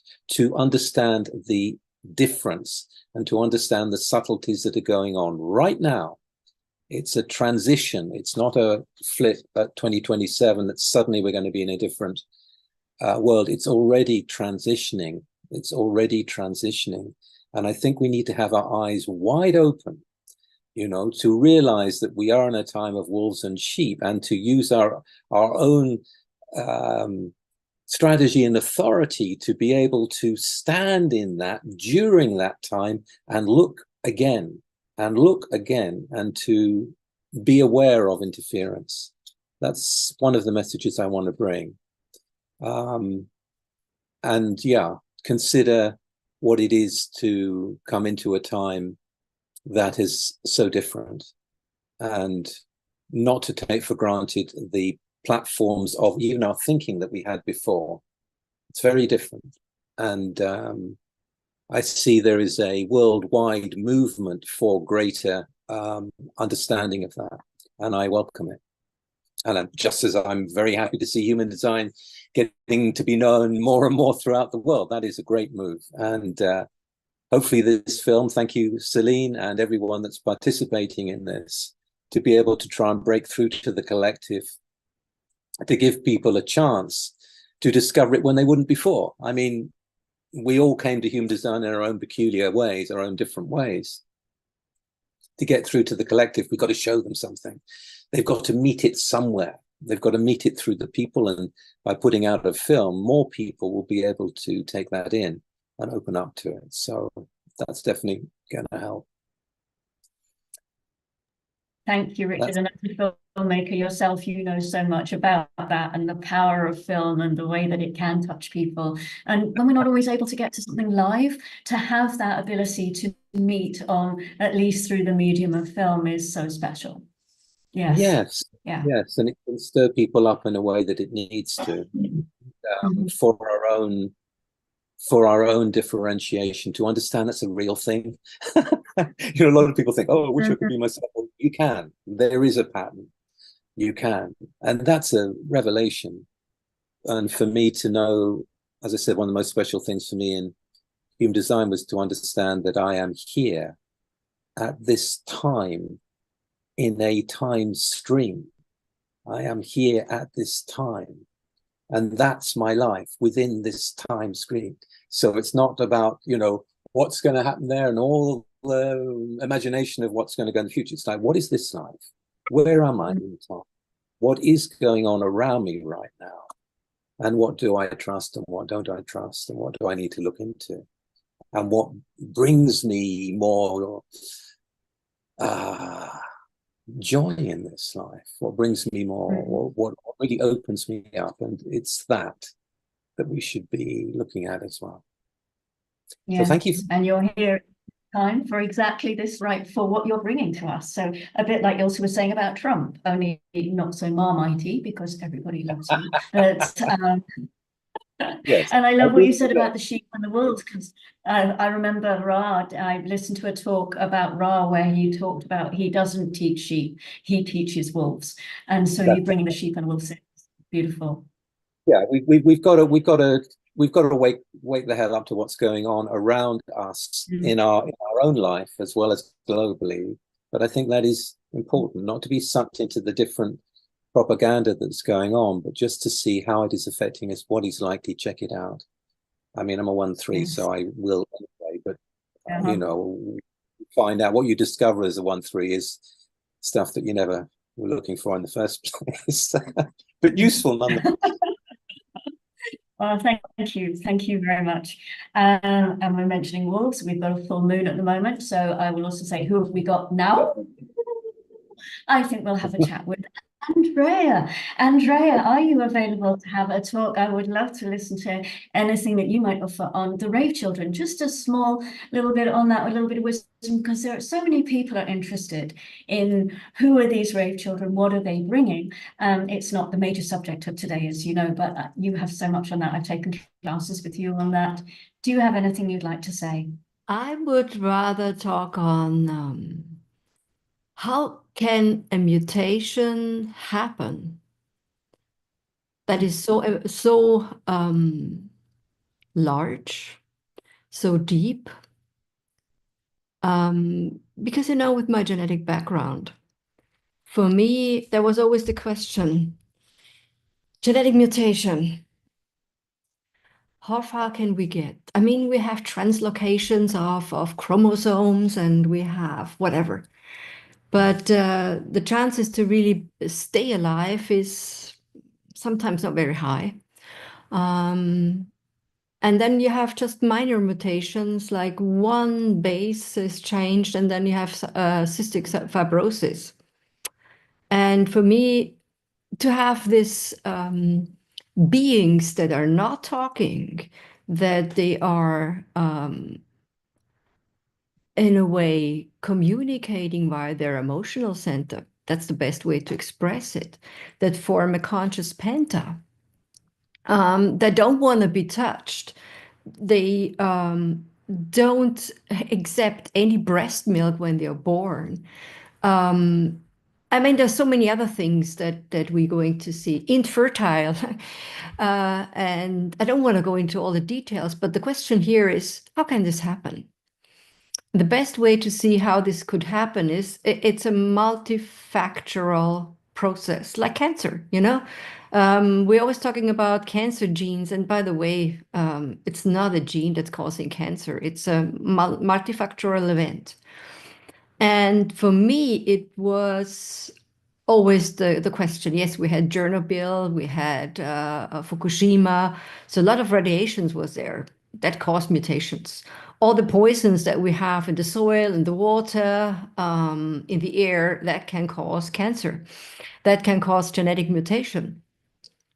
And then for me, you know, all these radiations that we have, whether we have it from mobile phones or the 5G or whatever.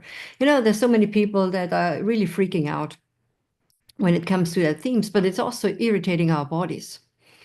But for me, the most amazing factor was the so-called jabs. You know, oh, they call it vaccine, but it's not a vaccine. It's an mRNA genetic treatment in a way. I was there in science when it was developed in the 90s. It was for cancer stage 4 patients. So they tried their best to save them, but they killed them, by the way. I can be really cruel sometimes when it comes to science and what they are trying. But when we had the countdown starting in 2020, with all the fear mechanisms that Ilse mentioned from my lecture, so everybody was feared that everybody's going to die. You know, they're going to say, yeah, it's a real pandemic. Everybody's going to die and everybody's going to be very sick and whatever. So they needed to have a vaccine. That's the best option. Instead of medications, just have a vaccine. And in a way, they're fulfilling what we need. But this vaccine is never a vaccine. It's a genetic treatment. So with that mRNA jabs, we have huge alterations in our, especially in our sex organs, in sperm cells, in ovaries. Pregnancy rates go really down where you go full term. And for me, it's not only that we have the mRNA there, but there is DNA there as well, because they made a crazy procedure where they didn't eliminate the DNA. So everybody who got the vaccine, congratulations, you're now genetically treated and you're genetically altered. For us who are old like me, you know, and I don't get pregnant with my age, getting 60 in a couple of years, but for the young ones, congratulations. Mutation is coming. And I'm serious about that. When we always were puzzling. How can this happen that these children are coming to Earth? And now we had the indigo children and the whatever, the crystal children. And they always think, yeah, it would be like something like this. It's never like this. It will be something that is deeply genetic altered. And I don't know whether we can handle this. We who are in human design, everybody talks about the rave children. Everybody talks about what they're like and how best way to treat them is just to bring them together so that they can form a conscious penta. That's the best way how they can survive. But we are talking about 4%. And when we're talking about 4%, 96% of humanity do not know when these children are born what to do with them. They will be seen as deeply disabled. And the chances that science, and we know this, find out, so we had all these genetic tests, you know, you had the amniotic fluid and you tested, and you had the whole Down syndrome children, and what actually doctors are doing right now when you have a so-called, the chance that you get a disabled child. Well, don't have it, have an abortion. We help you to get rid of these children. This is the way how they do it. And they put pressure on pregnant women. And it's very easy to find out whether you're pregnant with a rave child or not. And when these people are going to find it out, that would be very interesting, because I guess the world is not ready for them. So that would be a secret for all of us to keep it. It's just the best way to say, although we have no choice, but we should have these rave children in our world because they have a higher consciousness. We see them as disabled, but they're not. It's a very, very different being, and it is amazing in a way. When Ra was talking about these children, he said he's a human design person, and he's not a rave children person, but it is something that when we see it from the ground of view, these are those children that help us to develop the so-called cosmic child. And as we know, the cosmic child didn't have received its personality crystal yet. So in order, whether we like them or not, whether we can handle them or not, it will be part of our grander evolution. So, well, that's a little bit of my insights that I have. And to really go deep, I mean, it would take really hours and days to really explain how these rave children can really first appear, how we can treat them. But I guess it's good enough, isn't it, Bambaji? Just to have a little bit of an insight to really see why they are evolving right now and what happened, especially in the countdown 2027. Well, it's good enough, and it's also like, yeah, I want the rest of it. You know, I want the whole buffet. I don't just want the entree. But it's fantastic and very, very poignant. Thank you so much, Andrea. I really appreciate your wisdom. Yeah.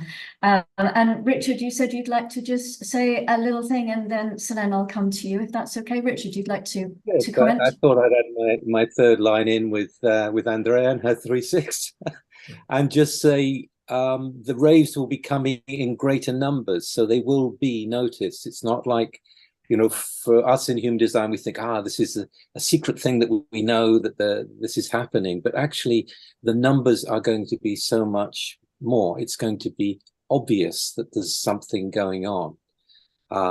So yeah, we need to feed them and we need to put them together, but also to know that it will be something that will be that the humans will be facing. It's not something that's going to be a slight thing that's just going to happen in a few places.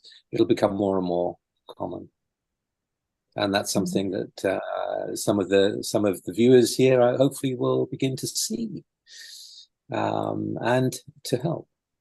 So that's all I wanted to say, the numbers. Thank you. Thank you. Thank you. And Ilse, you would like to say something as well. I was just going to say it. You go for it.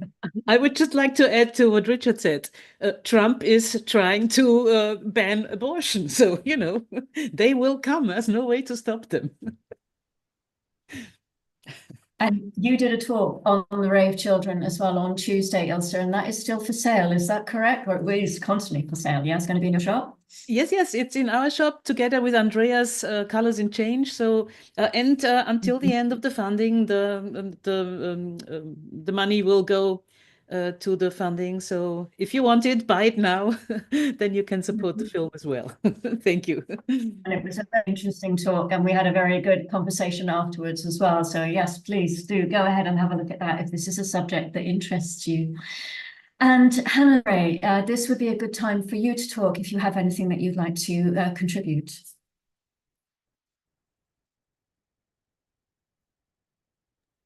Are you there, lovely? Yes, I am. You are. Hello. Hi. Hi.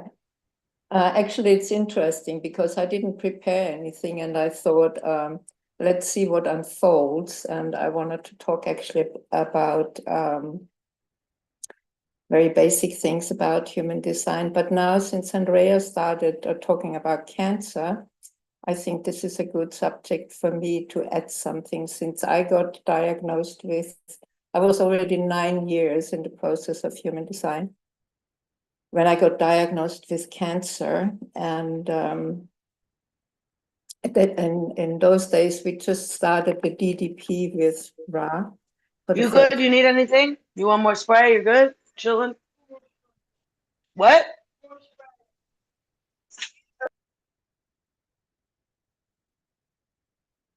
Okay, do we need again? Somebody?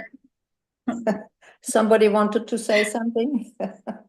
No, I think it was a mistake. I think someone left their mic open, but you're okay. So, and of course, like always, when you get, I was 59 at that time, and when you get such a diagnosis, it's always a pretty intense shock. I'm a 25-51, so I'm designed to deal with shock. I informed Ra immediately about it, and he was very, very supportive. And he actually had in the it was the second semester we had started with the DDP when he took as an example my PHS, so my cognition. And it was just a couple of days before I had to go to hospital. And it basically saved my life. And what happened then, I had an operation and had it was breast cancer, and I had the tumor removed. And but due to stress, I refused. I was supposed to have all kinds of treatments after that. I refused them all. And but due to stress, my mother had developed Alzheimer, and I was caring for her. The tumor returned, and I was and apparently and more than once, and I was supposed to have mastectomy, which I refused because I decided if I love life, I love being alive, but for me it was clear that I have buggered it up so much that I have to start, taking parts of my body away, have them cut off so I can survive. This was an absolute no-no for me. And I refused all further treatments. And Ra was very supportive in those days. And I had my operation a few weeks later, and surprisingly enough, less than a month after that, Ra passed away. So that was an incredible shock to me. But what I really want to say is it's now 14 years later, and I'm still alive. I have not had any other treatments except natural things. I changed my diet and just lived correct. And I really understood at that time what human design is really about. It's about correct decision making, right? It's your strategy and authority, and it is definitely not in the mind, it's in the body. And it became really the moment I have emotional authority and I have it unconscious, of course, no real access to it, but it really helped me to understand, as it became a survival issue, what emotional authority is really all about. And it's definitely not, it's a clarity, but it's an emotional clarity, it's a physical clarity, and it's not a mental clarity.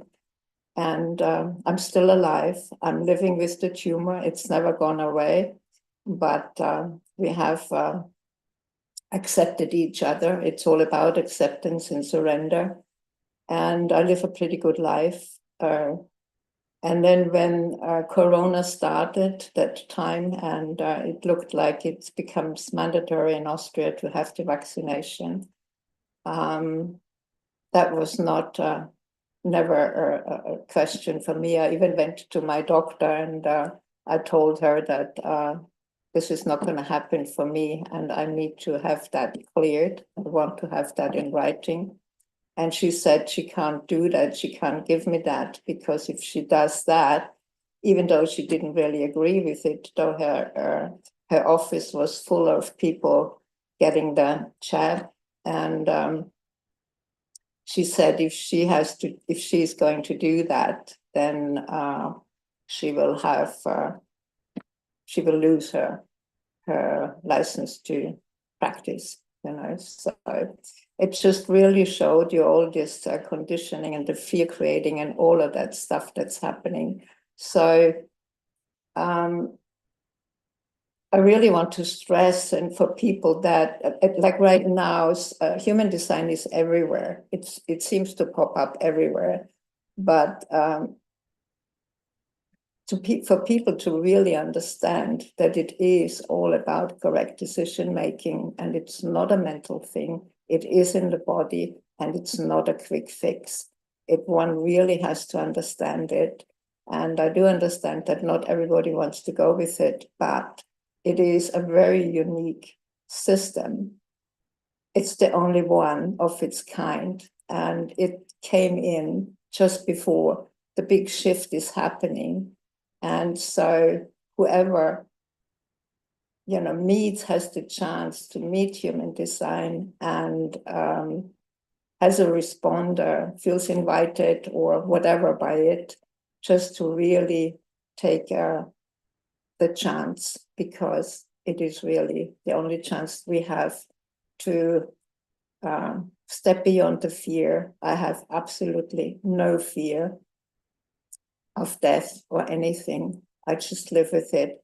And I'm a 4/6 profile, so I hope I make it till 2027, moving into the 6-line time to really live in my own experience, that shift. So let's see what it's all about. And I'm forever grateful to human design. It saved my life. It still does it. I live a wonderful life.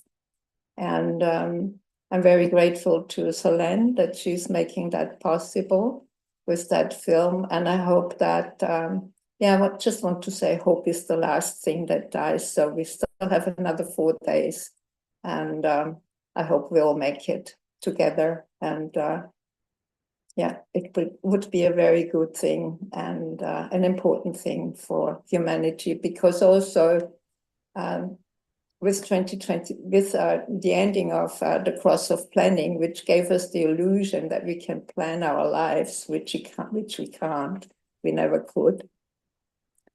And it's always about uncertainty, but with the possibility of making correct decisions, we get the life that we're here to live, and we get to be the witness, and it's a wonderful thing. So thank you very much. Oh, beautiful. Thank you so much. Yes, such wisdom. Much appreciated, Hannelore. Thank you. Solène, you have something to share. Bring it on.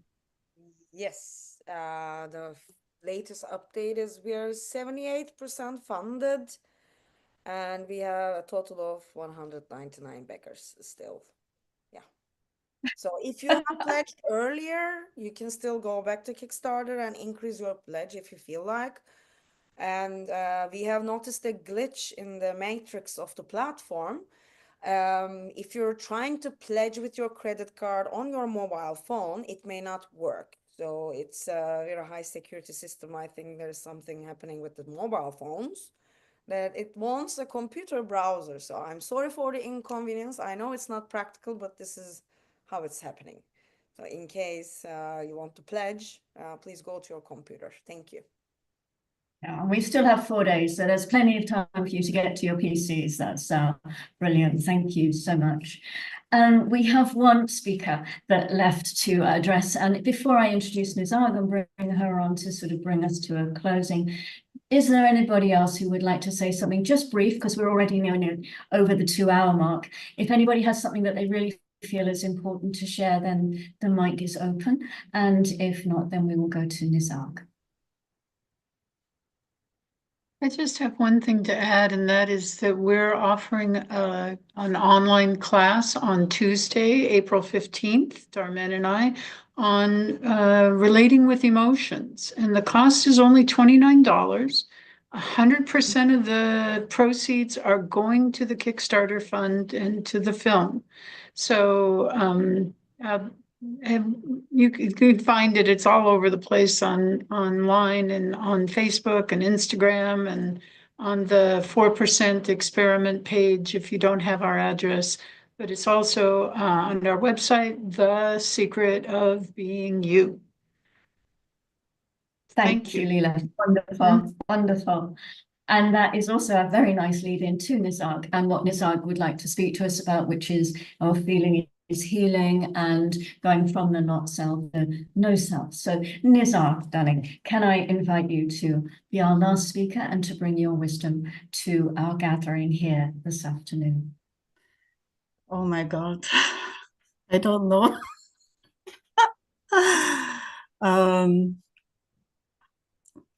In this very moment, I'm tired. I loved listening to everybody. And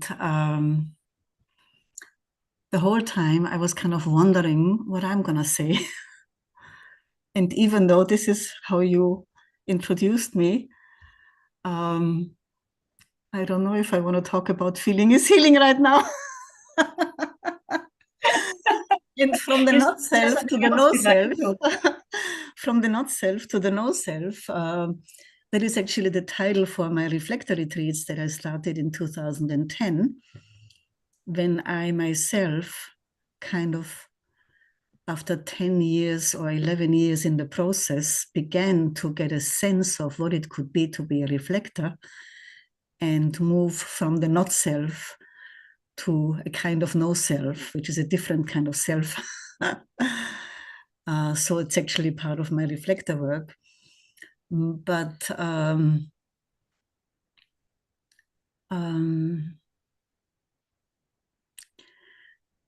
yeah, I don't know. I don't really know what to say.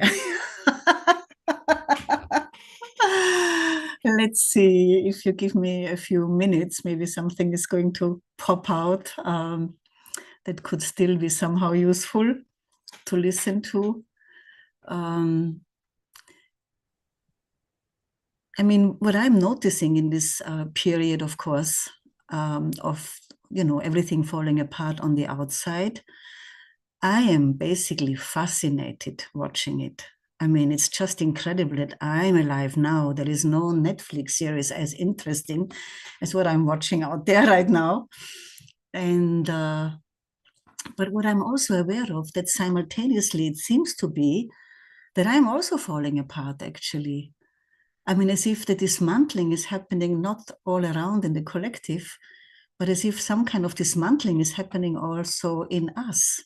And maybe that is also part of the mutation, that this is something we are also getting to experience in some way or another. I don't know. Or maybe it's just because I just turned 74 and I'm becoming dement. It's also possible. I don't know. But I also want to say I'm not really so interested in mentally understanding everything of what's happening. I'm just amazed in watching it all and incredibly thrilled that I'm not afraid. And that brings me actually to maybe the bottom line for what I can basically continue, what I'm continuing to share, that in this time, particularly more than when I started 25 years ago, I can see the value of what human design can bring to people, to be able to meet those challenges as oneself. Now we got 200 Becker. Okay. And at the same time, I'm aware of that it's not easy for the people, for the 96%. I gave a session to a woman today as a support for the place that I am right now. And I could see she was really smart, really intelligent, but I could see how difficult it is for the mind to be open in a way to consider that as a possibility that can really bring the transformation that is needed. And yeah, I mean, the one thing that kind of like keeps coming to me, you know, watching everything falling apart, living in a very small country in Austria. I mean, watching the politics there, watching the financial system breaking apart, watching the health system breaking apart. I imagine that before it gets better, and I do believe it is getting better, it's probably going to get worse, and there's going to be some probably very chaotic times in between times coming up. And then I was wondering,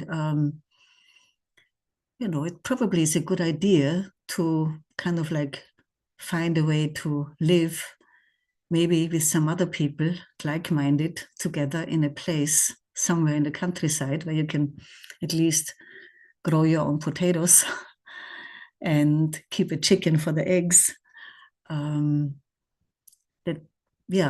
That somehow sometimes comes to me, that I hope that when the shit hits the fan, that there's some community is going to take me in. And I've experienced one such community in France, and which also kind of like came to me, community. All of a sudden, I was a loner when I found out I'm a reflector, I basically became a complete loner. And it was so important for me to just completely find myself alone without any of the crutches and come to a place where I feel good with myself. And then from that place, see in which way relating can happen with the outside. And I fiercely defended my aloneness for years and years and years and years. And lately I've been thinking it'd be so nice to be part of a community again. And what I experienced in France was that, you know, on the basis of human design, where everybody is actually honored in their, you know, in their design, and in whichever way they can contribute, whatever is really fitting for them. So I see that falling apart of the old kind of bargain community, that of course I also know from this life, that it's possible with the direction that the individuality is being strengthened, that it's possible to be again still living in a community, but in a completely different way. And and for that, a place is needed, a bunch of people who like that. And I happen to be in this moment in a place, in an incredibly beautiful place, Bambaji knows it, which is falling apart also and is going into insolvency. It's a kind of a organic health hotel with an incredible pasture around, I mean, incredible place.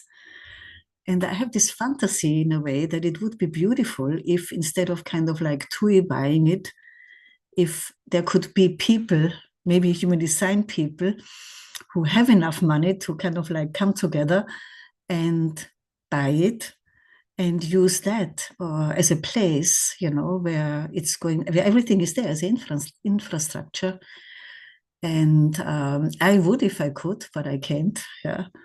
But somehow it came to me to put it out. And if any of you have an interest, you can DM me for the details. Because that's the only thing that I kind of sometimes think about, that it would be good to maybe not necessarily be in a city when the shit hits the fan, but have a kind of a place and be connected with like-minded people where we can continue watch the show and survive as long as life thinks it's fit for me to survive. Yeah. I don't really know what else to say. Honestly, I'm sorry. I'm a bit incoherent. No, don't be I'm sorry. blabbering, But, but so just much hearing has you been said giggle. already. Huh? What? Just hearing you giggle is always a delight, Nisarg. So please no need to. I don't know. I feel no, honestly, that's lovely. If I can say, if human design has helped me, I feel like I've become more of a simpleton, like and on top of it, I don't have the know-how how to deal with all this technicality, I mean, I would need somebody to push the right buttons. I wanted to buy one of those lectures as part of this pledge. I couldn't because I only have PayPal. It was not accepted. I didn't know how to do it. So if somebody would do it for me and I give the money in my name, I'm happy to do that still before the 4 days are over. But I cannot do it. And so many other things that I would have liked to do on my own because I'm alone, I could not do. When I see how, Instagram and this and that, and you push this button and that button, I can only dream of. I cannot do it. So Jessica is going to message you, Nisarg. Jessica is going to message you and help you figure that out. Okay. Okay. Thank you very much for your presence here for my and blah blah blah, whatever. Thank you. Thank you. Before we wrap up, then Selene, I believe you have an announcement that you would like to make before I do my closing. Well, we're at the 200 backers at this point. Yay! So we achieved 200. Yeah, that's it. We still have over 7,000 euros to go. And last 3 days officially. Excellent. 200 pledges. That's fantastic. That's a great achievement. Congratulations. And so as we wrap up, I'm going to just indulge myself here. I'm a storyteller. And I have a small story, and it is only a small story, I promise, that I would like to share with you as we close out today. And it is called When the Wind Changed Names. There was a time, not long ago, and not quite yet, when the wind changed names. It no longer whispered the stories of the old world. It began to sing something unfamiliar, not louder, just deeper. The trees heard it first, their roots stirred in the soil, remembering the way the earth shifts before a new cycle begins. They leaned slightly inwards, as if to listen better. The animals heard it too. They didn't speak of it. They adjusted, without panic, without prediction. And the humans felt it like a question they couldn't quite ask, a restlessness, a tenderness, a strange sense of both urgency and slowness. And for those who were listening, the message was received that something is coming, something that cannot be stopped, not because it is violent, but because it is true. It is part of the program, the great choreography, the song that the sky made to sing long before we were born. The stars are moving, the wheel is turning, the cycle is closing, the mutation is arising. And in 2027, though no calendar will catch it just right, something ancient and unknown will be born through us, not in all of us, but among us. The rave, the next kind of being, not here to be like us, not here to fix what was, but to feel in ways that we cannot. They will not be louder. They will be different, and they will need space and quiet and reverence. And what of us? We are not here to be them. We are here to be our. We are the bridge, the tide before the tide, the ones who can feel the weave of the program and still say, I will meet this with integrity. Because the program cannot be stopped. The transits are not personal. We cannot change the sky. There is no choice in the wave, only in how we ride it. Only in whether we listen to our current, to the compass we were born with, to our strategy, to our authority. This is the only freedom, and it is enough. Because when we are correct in ourselves, we do not panic, and we do not try to rescue the world. We remember that the world is not broken. It is always just becoming. We become a whisperer of what's real, a keeper of the frequency, a still point in the turning of the age. And when the children come, we do not teach them what we know. We protect what they bring. We do not tell them how to speak. We listen to the music in their silence. We do not lead them. We make space. We keep the fire. We hold the line. As the wind changes names again, we will know that we did our part, not to fix, not to change, but to witness with clarity, to respond with care. Because even as the program unfolds, even as the mutation takes root, we are not powerless. We are precise. We are vital. We are here. And here, right now, is sacred. Thank you all very much. Selene, have you something you would like to say before we close out? Yes, I also want to thank everyone until now, cast, crew, friends, teachers, anybody who has supported so far, online, offline, in the campaign, outside the campaign, even if you haven't pledged, if your heart is with us, that matters. Thank you. Okay. So thank you, all you wonderful people, for being here, for sharing your outer authority, for listening with willing ears to everything that has come, and yeah, for your support, for your pledges, just for being here. Thank you. Thank you all. We'll see you again soon. I want to say something in the end, and that is a huge big thank you to you, Bambaji. What an incredibly gracious hostess you were. Thank you so much. Wow. Thank you. Thank you, Nisarg. Okay. Bye-bye, everybody. Thank you, Leela.